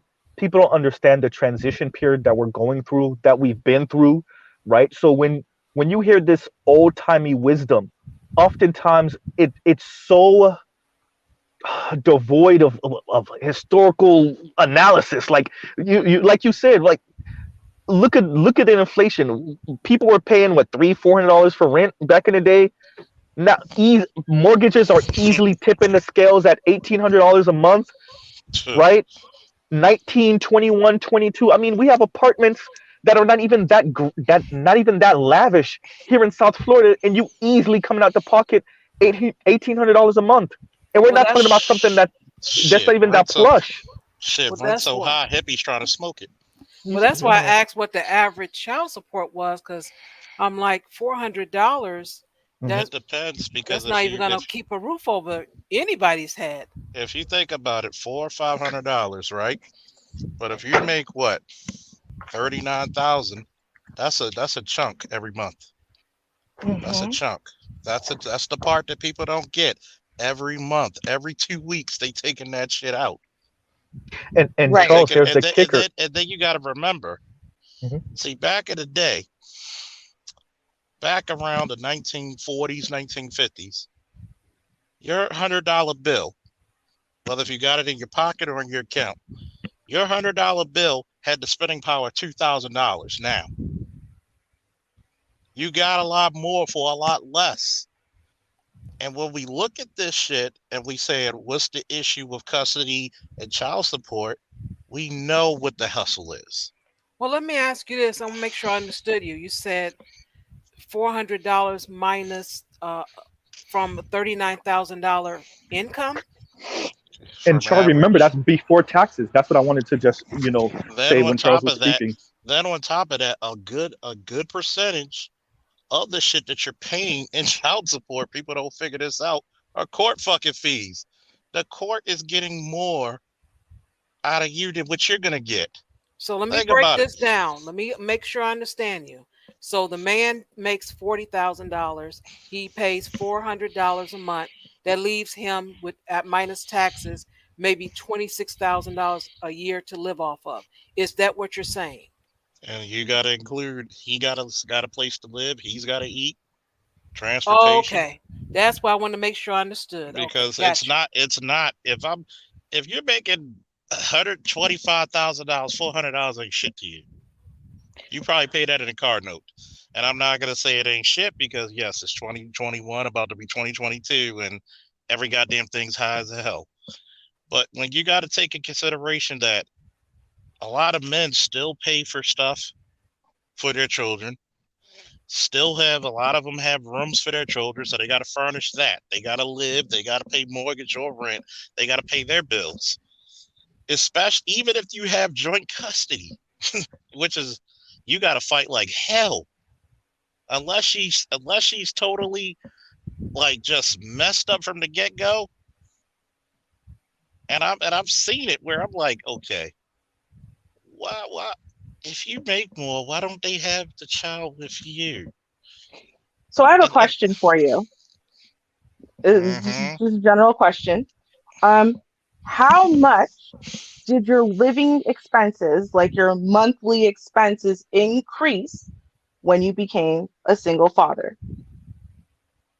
Enough. No, like percentage wise. You don't have to tell me like money, but just like percentage. Like 20%, 30%. Let me paint you a picture, Ruby. When a child is born, majority of the money you're going to pay for is formula and diapers. The clothes are cheap.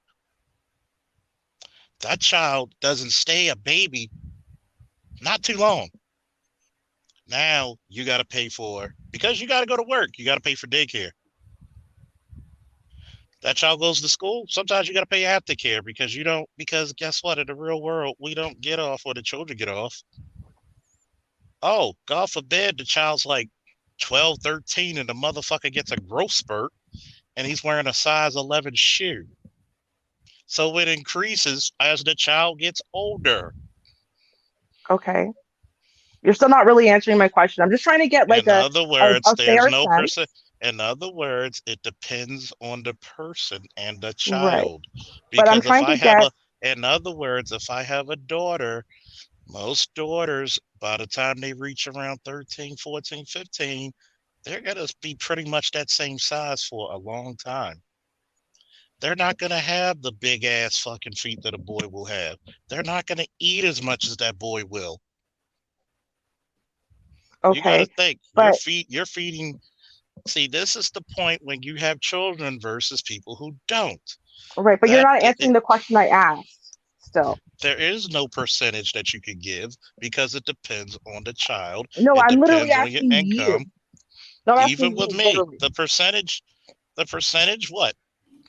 I'm asking how much your living costs. Let's say we start off with 25, 35%. Okay. So then it increases as they get older. Okay. So let me ask you a question now.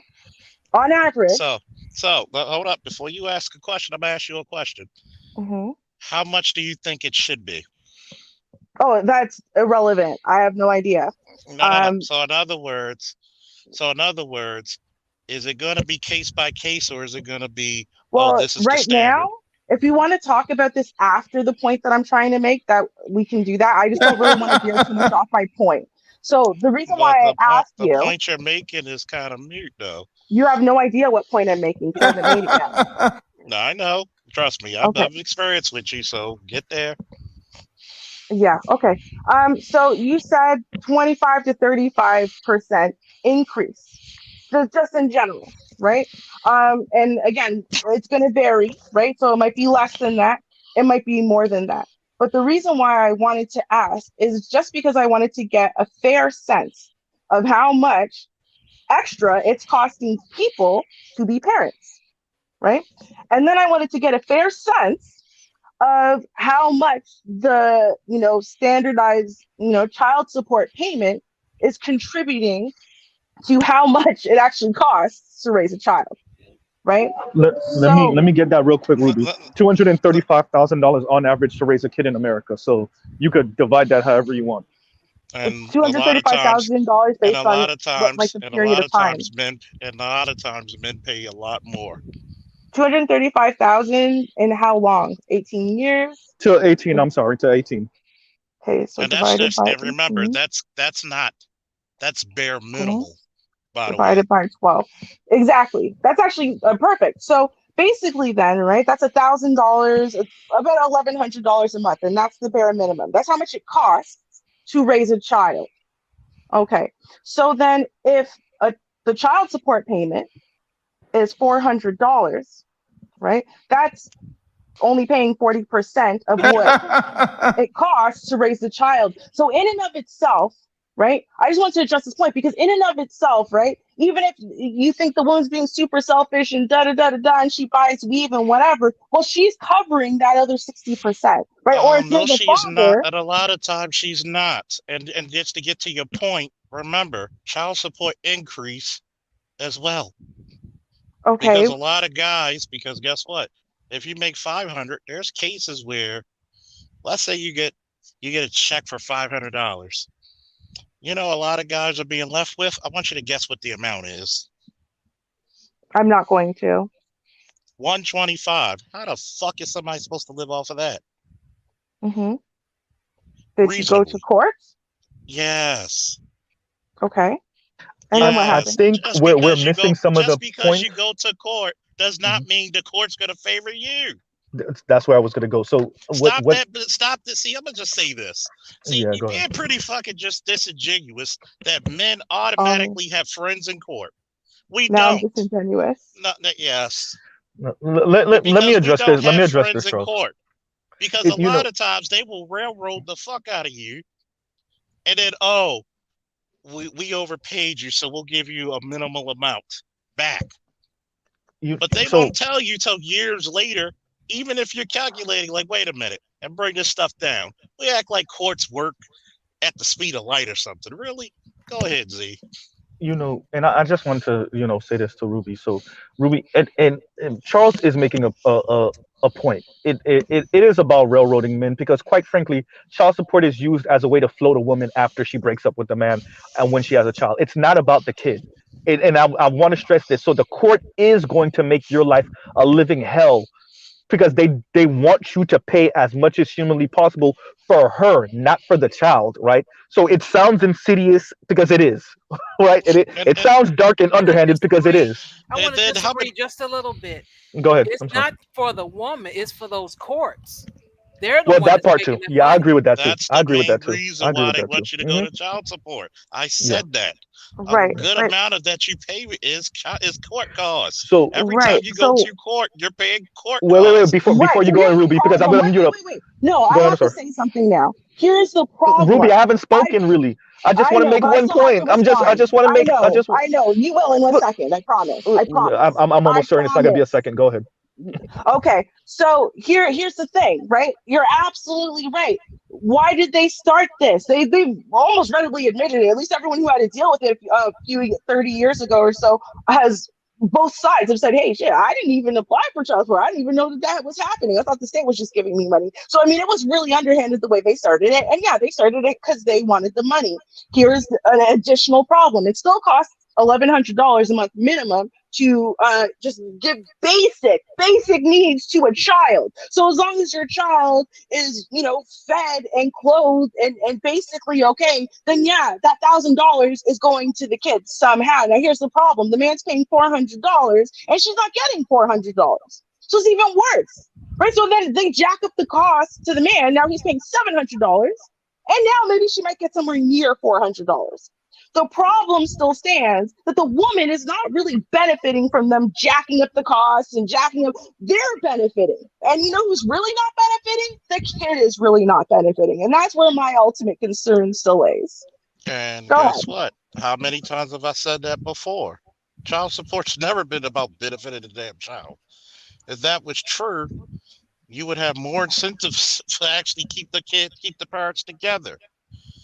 So if I'm in the state where I need money, how many houses do you need if the parents are not together? Oh, I don't do this question back No, and no, no, forth no, no, from no. you. How many houses do you need? You Yeah, need I'm not going two. to do it though. Okay. You're not gonna do it, but you want everybody to answer your questions. But you need two. So if you're actually getting more money for people being separated,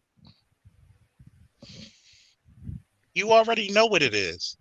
And yes, women will use child support and their children as pawns, either to get the man to do what he wants or to make his life hell.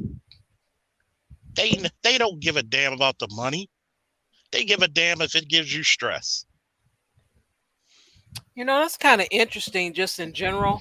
I don't like this conversation because I don't have anyone to compare it to. So I can only go by generality, and that doesn't really work. Um, but if all what you say is true, what's the next step? People are doing the next step. A lot of people are not having children anymore. When you say people, who are you speaking to, the People man in or America, the woman? people in America not having children. You have less black men with children than black women. Who's making that decision or who's being more careful? The men are. They're like, Okay, look, I'm gonna be hit. thanks. I ain't doing it. Anytime you got 13, 14, and 15-year-olds having conversations about vasectomies, that should tell you what type of world we live in right now. Because they've seen how their mothers have put the screws to their fathers. We act like we live in a bubble where children do not watch. They may not do everything you tell them, but they're gonna copy everything you do. Oh, that I And agree with. We definitely act like we live in a bubble and everything is about us. I because agree with that. them children, right now, we're like what, 52, 54%. Them next generations after me, they're gonna be even less. See, these discussions, and I hear it all the time. The men are talking about, the disadvantages and the pain for the men, and the women are doing the same about the women. And here's my thing, right? So I was listening to this and saying, hey, well, you know what? It sounds to me like those men that I heard on a panel just the other day, and I've heard these men talk about it several times, talking about formalizing a payment, for their children, right? Formalizing one, but not through the child support system seems to be a far better solution. Doing it from day one, right? Whether you're good with the woman or not at the time, to formalize a support system outside of the courts would be the best option. Because then in that case, you are paying the woman directly. You have an Mm. official legal record of those payments to your child. Your child is going to be the one who's receiving all of the money, right? And then you And can't guess what be that judge struck will say? unawares. And guess what a lot of judges said? Oh, that's just a gift. They throw it out. No, that's why you And and legalize. and That's why and you that's what, legalize even it. if you legalize it, the judge will be like, okay. No, And that's literally why. Ruby, you have the The to, judge problem will is the then Ruby, reason you see why have, you. they see it as That's a not gift the is problem. That's because he's reality. just giving The her money. judge will No, be like, oh, I just like this. The best situation is, and I like to shout out, rest in peace, power in paradise, Larry O'Neill Brown Sr. The best reversal is never get in the situation in the first place.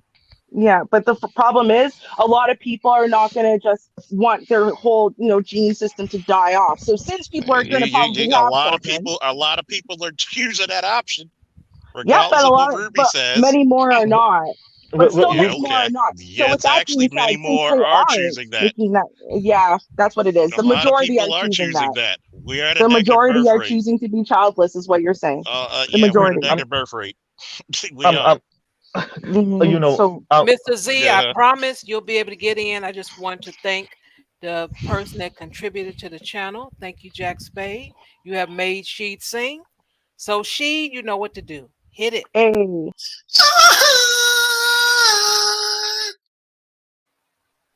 Thank you so much. And go ahead, Mr. Z. I just want to stress that, Ruby, you have to start from the premise that the court is out to get you as a black man. As a black man, it's out to get you. It's out to make money off of you in any situation that it can. So if it's locking you up and having you, work for 10 cents an hour, so be it. If it's getting money off of you for a child that you had, so be it. If it's getting you, because you parked on the wrong corner, so be it. So like look at the entire court system, including the child, the air quotes family service system, as predatory. Start from I there do. and then work I do. backwards. I So absolutely do. Yeah. and please let me land. And you know, so we have to start there, number one. Number two, like I said earlier, it's not about the kids. And so I hear you say, and I actually believe you, and I don't think you're feigning care about the children. But most people that talk about kids, what they're really telling men is shut up and pay this. Like, stop complaining, stop being a bitch, stop, just pay, shut up and pay, right? So I mean, and it doesn't matter what the kid, and we see it. I mean, like, we see what's going on with these children now, with their own relationships, and with them, like Charles is saying, choosing not to have children, choosing not to be married. If you speak to your average 26-year-old, regardless of race, those dudes scoff at relationships, right? And I think about young people, young men in particular, Charles, how their mom moves. And quick story. My sister is in law school right now, and she was talking about a white dude she's in law school with. That he said himself he doesn't see himself getting married, and it's because of what his mom, his own biological mother, did to his father. Right, just ripped him apart in child support court and in divorce court. And this is the mom that he lived with. She had primary custody of him. He doesn't hate her. He just is like, I'm not going to put that power in any woman's hands. And so you expound that outside of just that young man. I think he's in his early 30s, or yeah. So actually he's in his late 20s, but she's in her early 30s. Yeah. So you just expand that out and just think about, it's not just trauma that girls and women experience. It's the trauma from the young men. And I agree with you. I don't think it's the majority, but Charles is right. The birth rate in America is at 1.7, if I'm not mistaken. So it's under replacement level, and a lot of that has to do with finances, like we say all the time. But a lot of that also has to do with people's experiences and saying, you know what, I'm just not going to do it. And I'll pause right there. Well, one thing, they must don't have any money, because the way I'm hearing this, and have heard it for a long time, that the income must be extremely low. But maybe the next day there are six figures again. So this is very interesting. Hysterical. It I is. Well, It like really Charles. is. I like, and I mean, like, but there is, There's only one real place quick, I've seen with like six figures, and I work at a department where a lot of guys make six figures. And It ain't even what if you people think make it six is. figures, Mhm. Jesus Christ, taxes will come up. Well, taxes will bank your ass in these streets. And look, God forbid you paying higher taxes. Then on top of that, you got child support. Shh. Go ahead, Z. No, I was gonna say, the article, and I don't know if Char covered it at the time.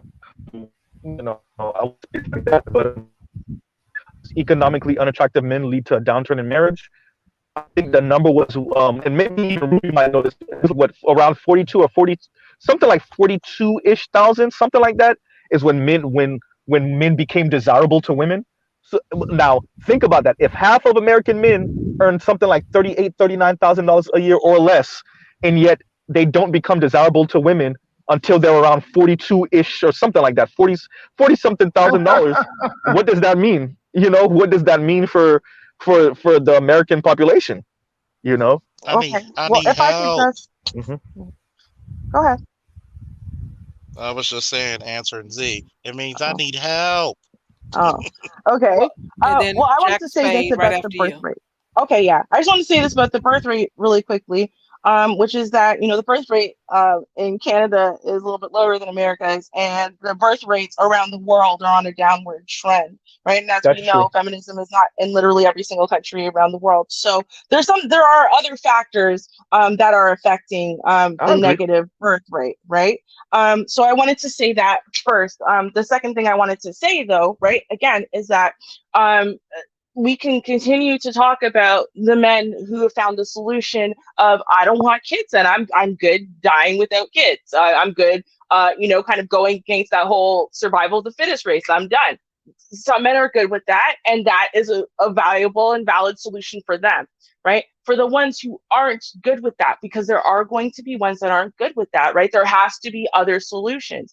My thing is not that I disagree with the fact that the courts can be unfair, and the courts definitely are biased and slanted towards women, right? The automatic slant towards women that has been there since forever, basically, right? Like I said in the chat earlier, right? Technically, our single father rate is higher now than it was in the 1960s, right? In the 1960s, it was down in the teens. Now it's almost at 25%. So, I mean, does that mean that, oh, well, all the problems are solved? No, of course not, right? What I'm saying, though, is that men are going to want to have children, and some men are going to want to have custody of their children. And some men are not going to want to have custody, or they are not able to because of, work factors. Some men are, they do the long haul driving trucks and whatever. The point is there a better solution than handing your baby mama money in an envelope, right here and there as you get it, and having no records, period, until you find a new woman you want to marry? Now she wants to bring you to court 15 years later, even though she knows you paid for everything, right? Is there a better solution? Is there a better solution than from day one going to the child support court? So that way, hey, they're going to rob you blind, but at least, you're not going to get hit with some bullshit 10 years later. Yeah, there is. Right. And the reason why I talked about that is not just because of my own feelings about it. It actually is because I've been listening to men for years. And so I've been listening to what men who are especially fathers and single fathers are talking about. And that's why I talked about the legal formalized contract, because when you have that, and then you keep all of your receipts, you keep, really good records, right? Of your compliance. And I mean, you're doing this all through a legalized, documented way, right? Then at that point, because you have all of the files and all of the records, they can't just say, well, it was just a gift. Unfortunately, if you're just doing Venmo or something, yeah, they can just go, no, he just sent a gift. Right? That's how they can bullshit things. So what I was just suggesting is a better solution for the men who aren't going to be like, you know what? Don't want kids anyway. That was it. And Um, and I'm sorry, but go ahead, Z. I'm gonna go after you. no, okay, no, it's just Jack and Spade I has want. to go, guys. Oh, okay, go ahead. Hold on. Silence! For I am a disgruntled ex-baby daddy. Oh, damn. Well, then, tell us what you really think, sir. Nah, but at the end, I'm sorry about that. Happy holidays, everyone. Good morning. Happy good holidays. evening. Happy depending on where you are in the holidays. United States. Jingle, jingle. And us folks that just happen to not be here in the U.S. Classic. Man, fuck Santa Claus. bitch ass nigga Santa Claus is. But anyway, go ahead. You're gonna pay what you owe, Santa. But going off of what Classic Ruby is saying, the system that we have now, because hell, I kind of went through the system, kind of. What they have, if you hear anything, I got candy in my mouth. I know it's unprofessional, but hey, it's Friday, Saturday. Mm-hmm. But the system that we have in place as of right now is really is do you hear the candy clicking? No, we really don't. We don't hear anything. No, you're good. You're good. Okay, perfect. The system we have in place right now is really the best we got. I mean, is it unfair towards those that have to pay towards it? And I'm talking about even women that has to pay child support. Yes, but as of this moment, I really don't know if there's any better system. As Faulkner has said, as long as I've been listening, it's a racket. It's a money making racket. And there's one thing that does happen with a lot of the payments. It actually goes into a fund, and the holder of that fund, the state, the city, the county, whoever it is, they actually invest that money, and then they draw interest and principal off of that. And the principal is used to pay off the allotments, and then that money is reinvested, and it goes to wherever it needs to go to. The courts, the mother and children, what do you call it? Advocacy groups, and all these people get their little share of that money. So it's not about the best interest of the mother, the father, the child. It's a money making racket, and there's really not much we can do about it. The part that I dislike about it is the fathers that are out here, the segment of the fathers who really gives a rat's tail about their child or children. It almost punishes them to actually care. And that's something that I ended up going through. I didn't pay through the system. I was able to punk my son's mother out because I knew she was double dipping. She was using the money that I was giving and also still on the system. So I pretty much told her, you take me to court. Whatever they tell me to pay, that is all I am going to pay. Don't call me about my son needs a new coat. Don't call me about my son's going on a school trip. If you work with me, I will work with you. And she actually got paid more with me not being in the system than what she would have in the system. Can you do me a favor and say that again for the niggas in the back throwing paper airplanes and spitballs? Okay, now just like Classic Ruby said, you can get burnt. My son's mother, she could have flipped it on me if she wanted to, but I trusted our little agreement. But yeah, she was double dipping. She was getting money from me.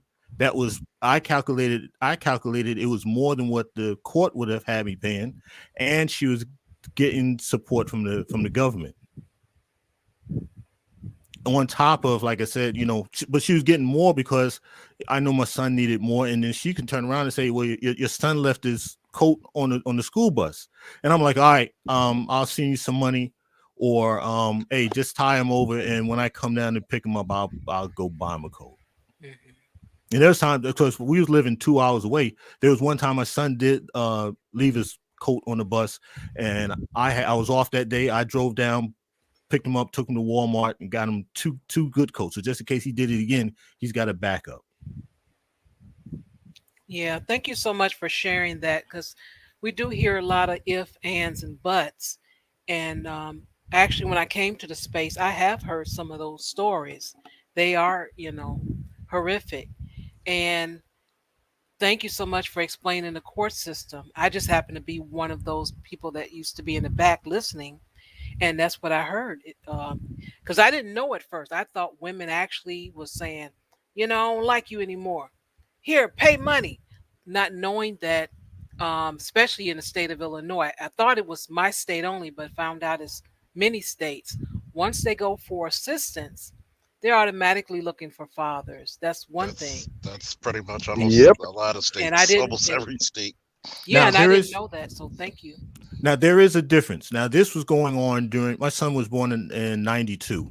So all of this was going on under the old system. Now they've changed it. If you want to apply for government assistance, you got to give up a name.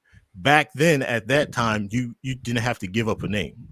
Mhm. So what she was able to accomplish then, I'm not too sure is as easy to accomplish now. Oh, okay. All right. Let me Wow. pause right quick and give a shout out to Vonda. She has contributed to the channel. She has made Sheed sing. So Sheed, hit it.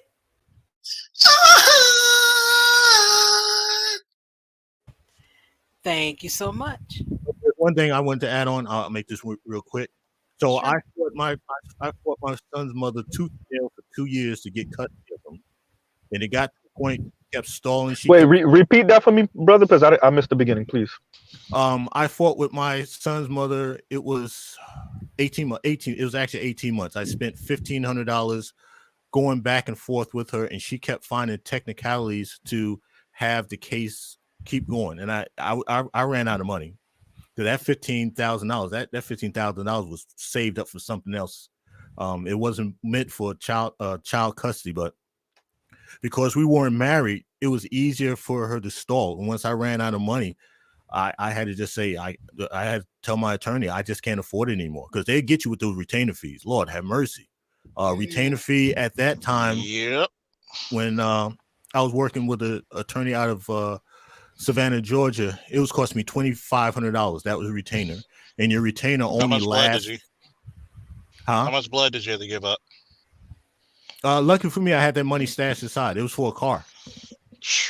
I mean, but car money? You know I'm a car head. Oh no, not the car money. I got but to the you on car that one, money. because it's so many brothers out there who damn near got to give blood out there. But continue, please. But yeah, the retainer fee would run. The retainer fee would run about 2 to maybe 3 months, and then you have to pay the retainer fee again, because if you can't pay the retainer, the attorney won't continue carrying the case. So that's how I ended up running out of money. And then a year after that, she gives me my son. I'm like, Jesus freaking Christ, man. Her thing is she fought because she didn't want people to think that she was an unfit mother. So her fighting to look like, not to look like an unfit mother, cost you. Let me ask you a superficial question. I'm Yeah, she actually told me that. At the time, I ain't have a smartphone, because I would have recorded that crap. But yeah, I'm gonna ask you this question: how old was your son when you got him? I got him at 10.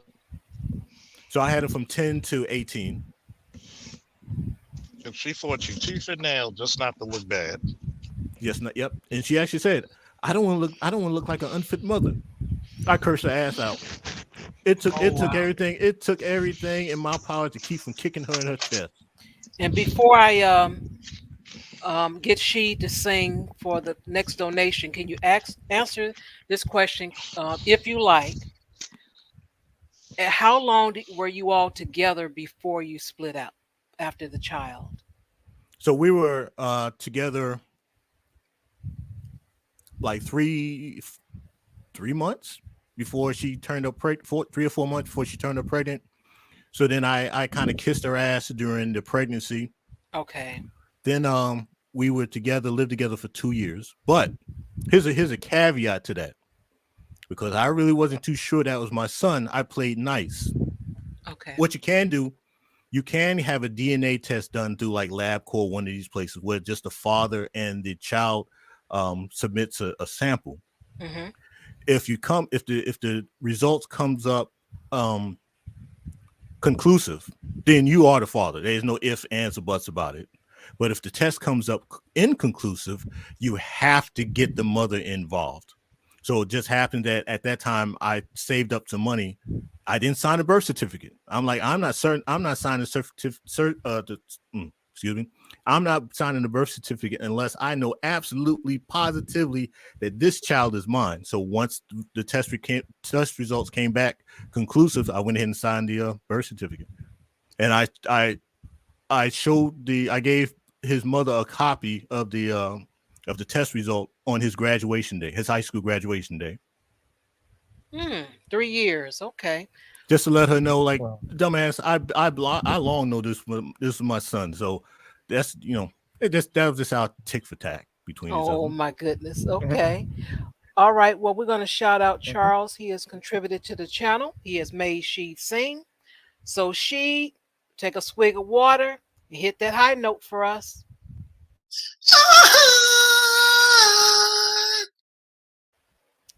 Can you guys hear me now? You waited for me, didn't you, Shar? Yeah. Yeah. Okay. No, I was asking earlier to the brother. So she cost you 15 grand just so she could so she could make sure she looks like a fit mother. And here's my superficial question: what car were you trying to get? What was that? The last end of that question? What car were you trying to get back in the day when you were saving the 15 grand that your baby mama end up taking pretty much?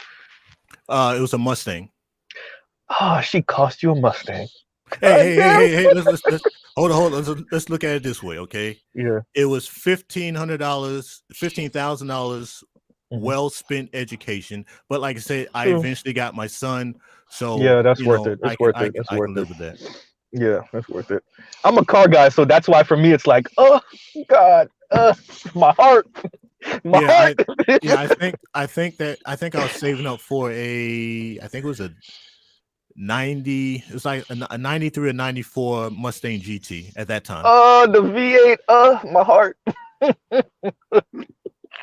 But I mean, you're right. It's your I'll son. tell you what, I've been on so many calls for child custody, and I'm just like, and I don't like to beat up on women, but I've just noticed it's like, okay, the guy wants his daughter or his son. What is, like, I'm in the back of my mind, like, what is wrong with you? Like, well, I got custody. Okay, he can't get his children, I had to go through the whole rigmarole. Did he sexually abuse any of his children? No. Did he physically abuse any of his children? No. Would he harm his children? No. He'd kill or die for him. Why aren't you letting the man get his child? Because I'm mad and I'm being vengeful and rageful. And one woman actually honestly said that. I had to shake her hand. Thank you for being honest. Give the man his damn child.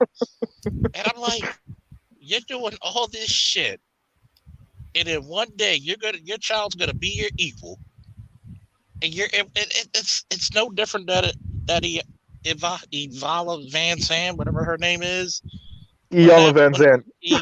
Whatever. Nigga, I'm the Haitian. How the hell?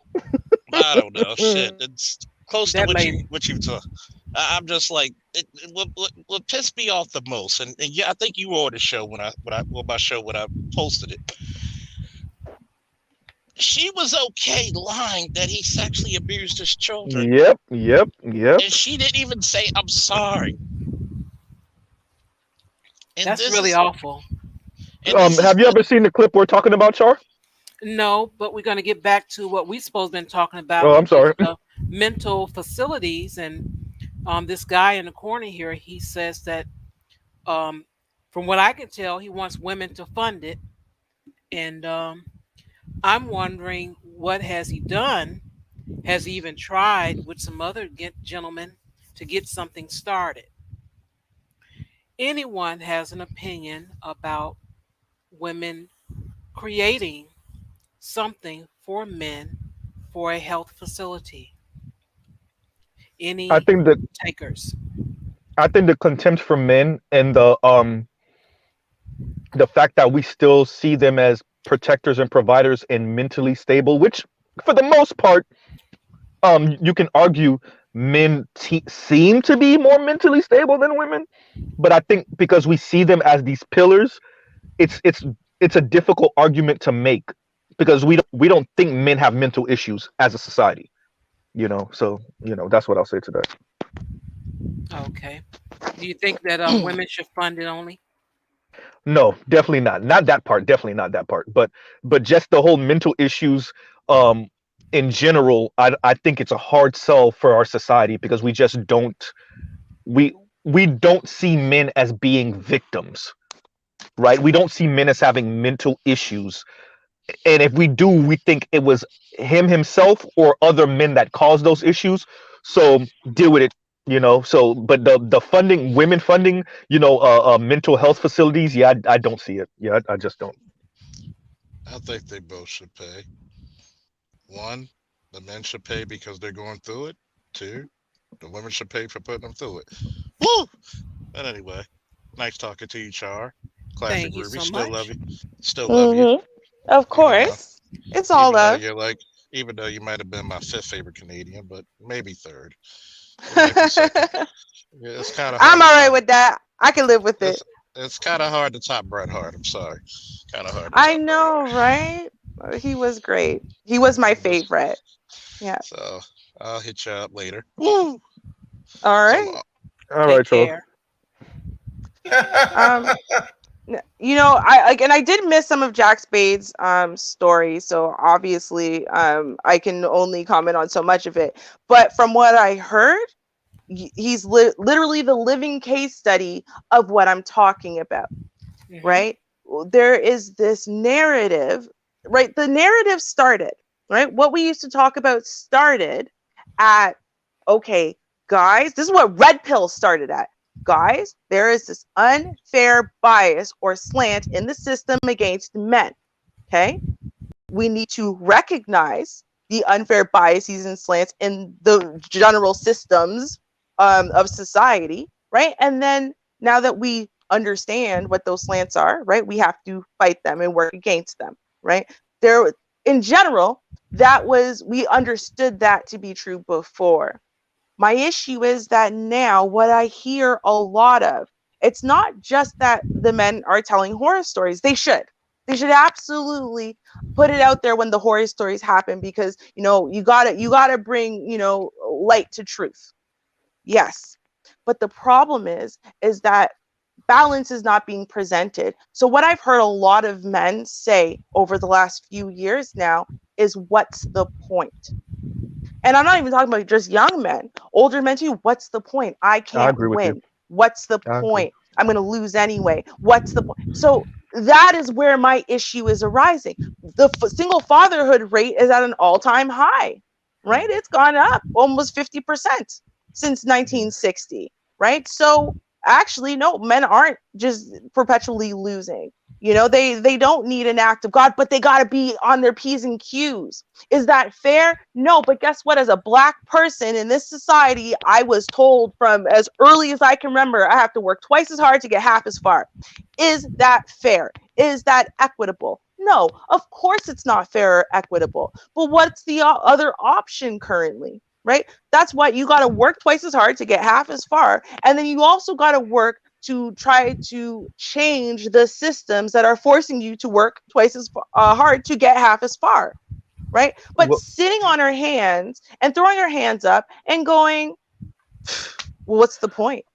Because we're finding reasons to say, what's the point? Now the response is, instead of going, you know what? That's a good idea. Let's get on it, right? It's learned helplessness. Instead of wanting to embrace a solution, we just want to figure out the reason why it's not going to work, so we shouldn't even bother trying. And that's my general issue.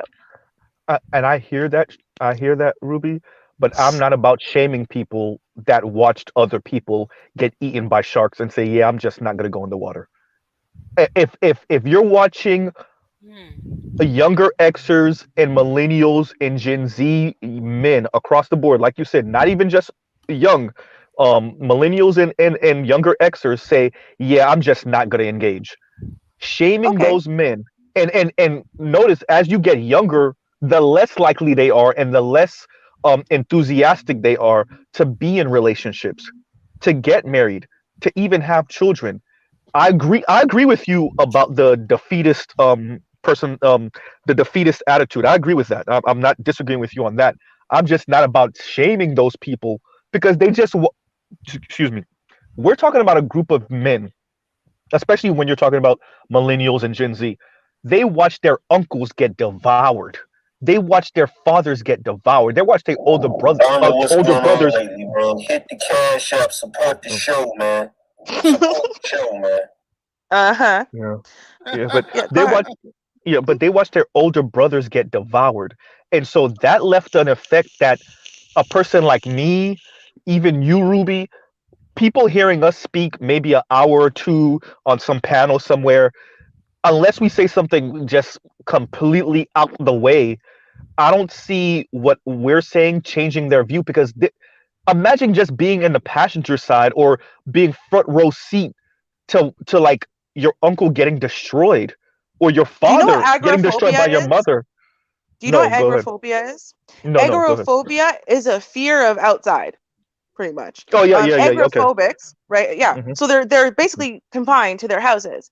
And if you listen to their reasons, they're all very reasonable, right? You could literally, you could die walking out onto your sidewalk, right? Driving is super dangerous. You could die, right? You could die going to work. You could die eating food. There's so many, like you could die a million different ways, right? What happens is agoraphobics get hyper focused on the worst possible case scenario instead of ever being able to put those scenarios into a perspective, right? So do I shame an agoraphobic? No. But do I co-sign it? No, because it's I not agree. healthy, right? And Um, so I'm not suggesting that men go out there all willy-nilly and it's fine then. That's not what I'm saying, right? mhm. But what I am saying is that this learned helplessness where there is no solution to any problems, let's sit on our hands and then complain that there's not a solution to any of these problems is not a solution. And it's What not something we should really advocate. what I'm saying, Ruby, is how large does that percentage get before you're like, okay, now we got a real issue on our hands? And the reason why It's I'm actually asking that incredibly is, small. Yeah. Sorry, it's before incredibly you. small though. Okay. Oh, no, no, yeah, no, yeah, yeah. I'm not talking about the is it called agoraphobic? No, I'm talking about all these worst case scenario alimony Oh and yeah, yeah, child no, no, support no, payments. no. I agree with you on that. I'm not saying that. I'm saying Mhm. how large does the percentage of people who are reacting in this way, how large does that have to be before our society should be like, "Oh, okay, the men got a point here?" Because what I think is happening, and this is not just when it's coming to child support cases or the worst case scenario on divorce. What I think is happening is men are okay. The world got supercharged with technology. And so now we can have these conversations across seas, across state lines, across national borders in a way we just could not have even 15, 20 years ago, right? Especially over 20 years ago. And now that we're having these conversations, I think what has happened is the dominant society, the court system, even women, they just haven't caught up to the fact that men are having conversations in a way that's just not hampered the way it was in the 90s and the 80s, right? And the reason why I'm bringing that up is to say, even when we have these conversations sometimes with some of the sisters in this space, they'll hit you with waiting to excel type, you know, narratives or the color purple type narratives without realizing like I have data to back up like that's not what people are living. Tying that to what we're saying now, men are having these conversations about, yes, like you said, the worst case scenarios that are not that don't happen that often, which is true, but they're having conversations about their experiences.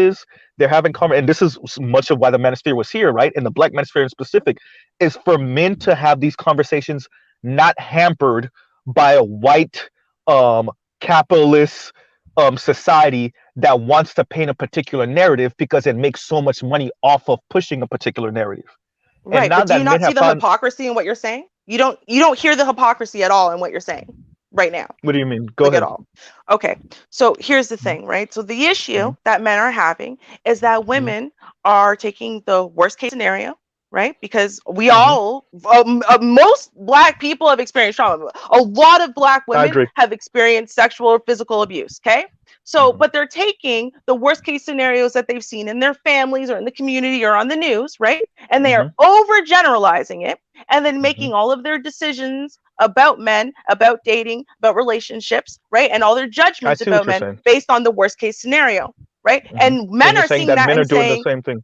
Mhm, right, men look at the women and say, well, that's not a rational way to function, right? But mhm. at the same time, in the next breath, they'll do the same thing about the women, right? No, but that's They not will what bring up all the worst case scenarios, right? They bring up the worst possible case scenario, all of the Yes. traumatized, broken, dysfunctional people, Mhm. overgeneralize that to the whole population, and then go see, and that's why it's rational to go against my basic human imperative to reproduce. No, And well, like no. that's what they're saying. What I and this is what I'm saying. I'm saying that this was a natural reaction regardless. And the reason why I'm saying that is because, and Ruby, me and you are not that far apart in age, but I don't know if when you saw Waiting to Excel, if it did to, if you registered it the way, because I was young, the way we registered it, right, and the way a generation of American Black people registered that, and what that did, what that particular No Scrubs music did, and Mary J. Blige I Ain't Gonna Cry music did, And so as these young men got older around my age, and obviously the older men at the time that are even older now, when we got to get in this space, we're not hampered by the Oprah show or Ricky Lake or whatever television show that would almost always skew the conversation in a way that was, you fucked up, right? As a man, like the worst thing that ever happened to you was the fact that you were born with a penis and you came out the womb as a man, especially if you're black.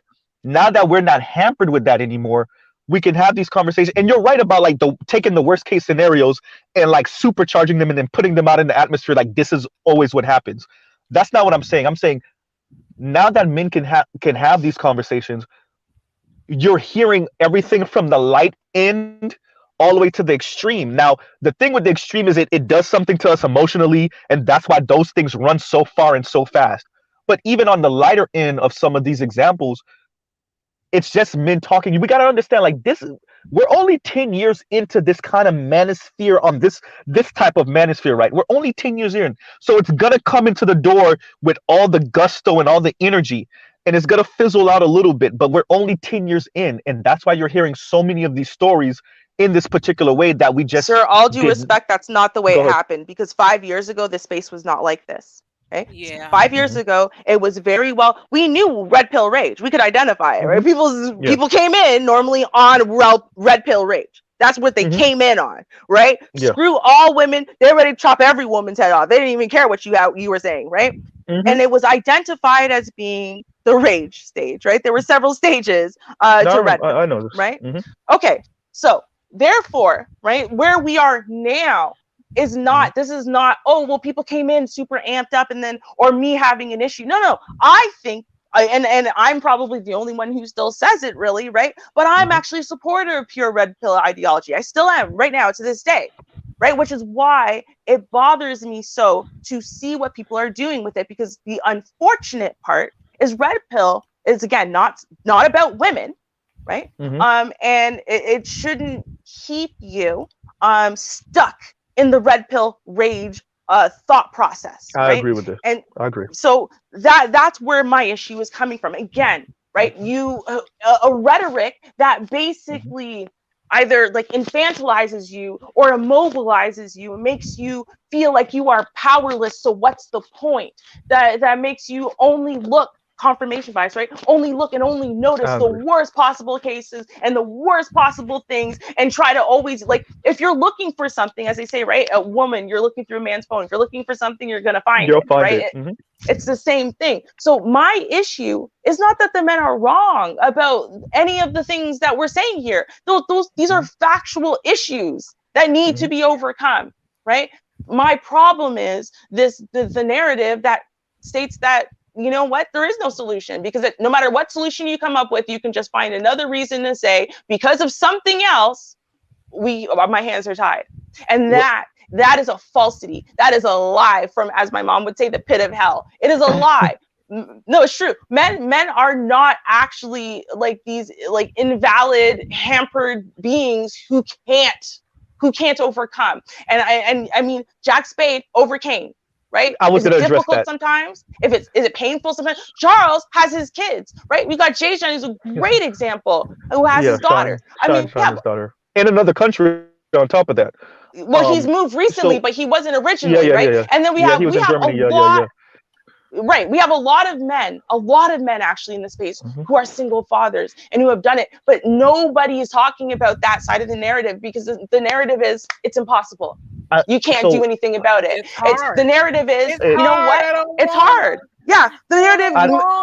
Charles asked, where's the male version, right, of Black Girl Magic? Well, that has to come from men, and men saying we can't do anything because women are basically screwing us over. And that's not magic. You're absolutely right. Men saying, you know what? I don't care. With $1 and a dream, I can make this happen. That's black man magic. Okay. So I think what Jack Spade is next. He's gonna take us out because of the time. Okay. All right. So this is my last point. Concerning my son, I got lucky. There was an unfortunate situation that occurred, thank you, which helped me out. Had it not been that, I don't think I would have gotten my son. So hey, it was luck, just luck. Second part, one thing I do like, there is a grassroots effort by high earning women, they're not black, who are complaining about what they deem to be unfairness of the divorce and child support laws. So like I said, it's just grassroots. They're trying to, work with local government.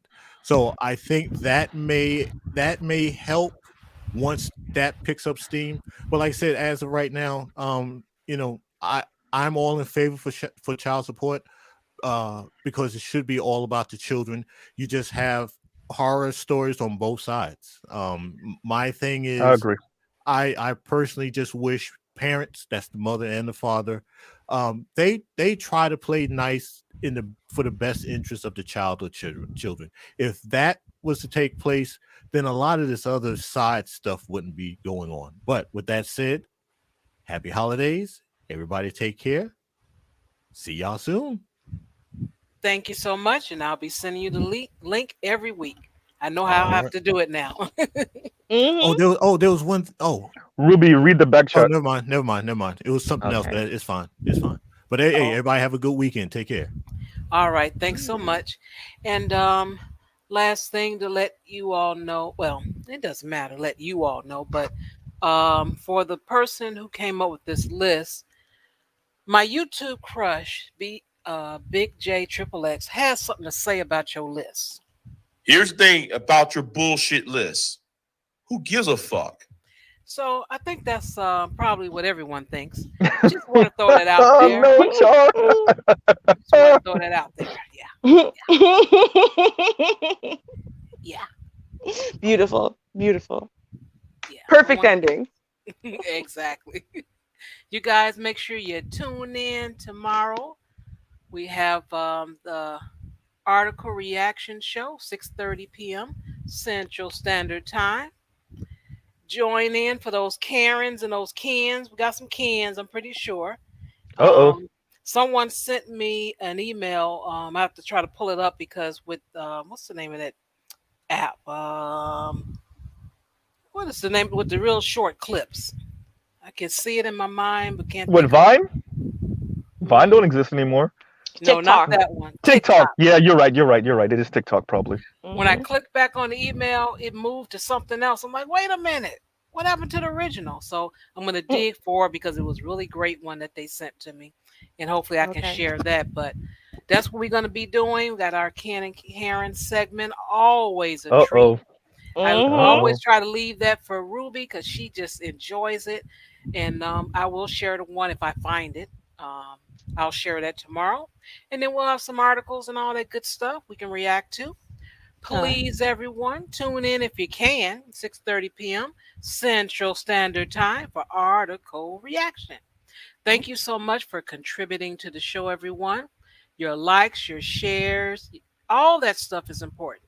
Your watch time, I don't discount anything because you could be anywhere else with somebody or alone. So thank you so much. Hope to see you guys tomorrow. And until then, peace. Cheers, y'all. Later.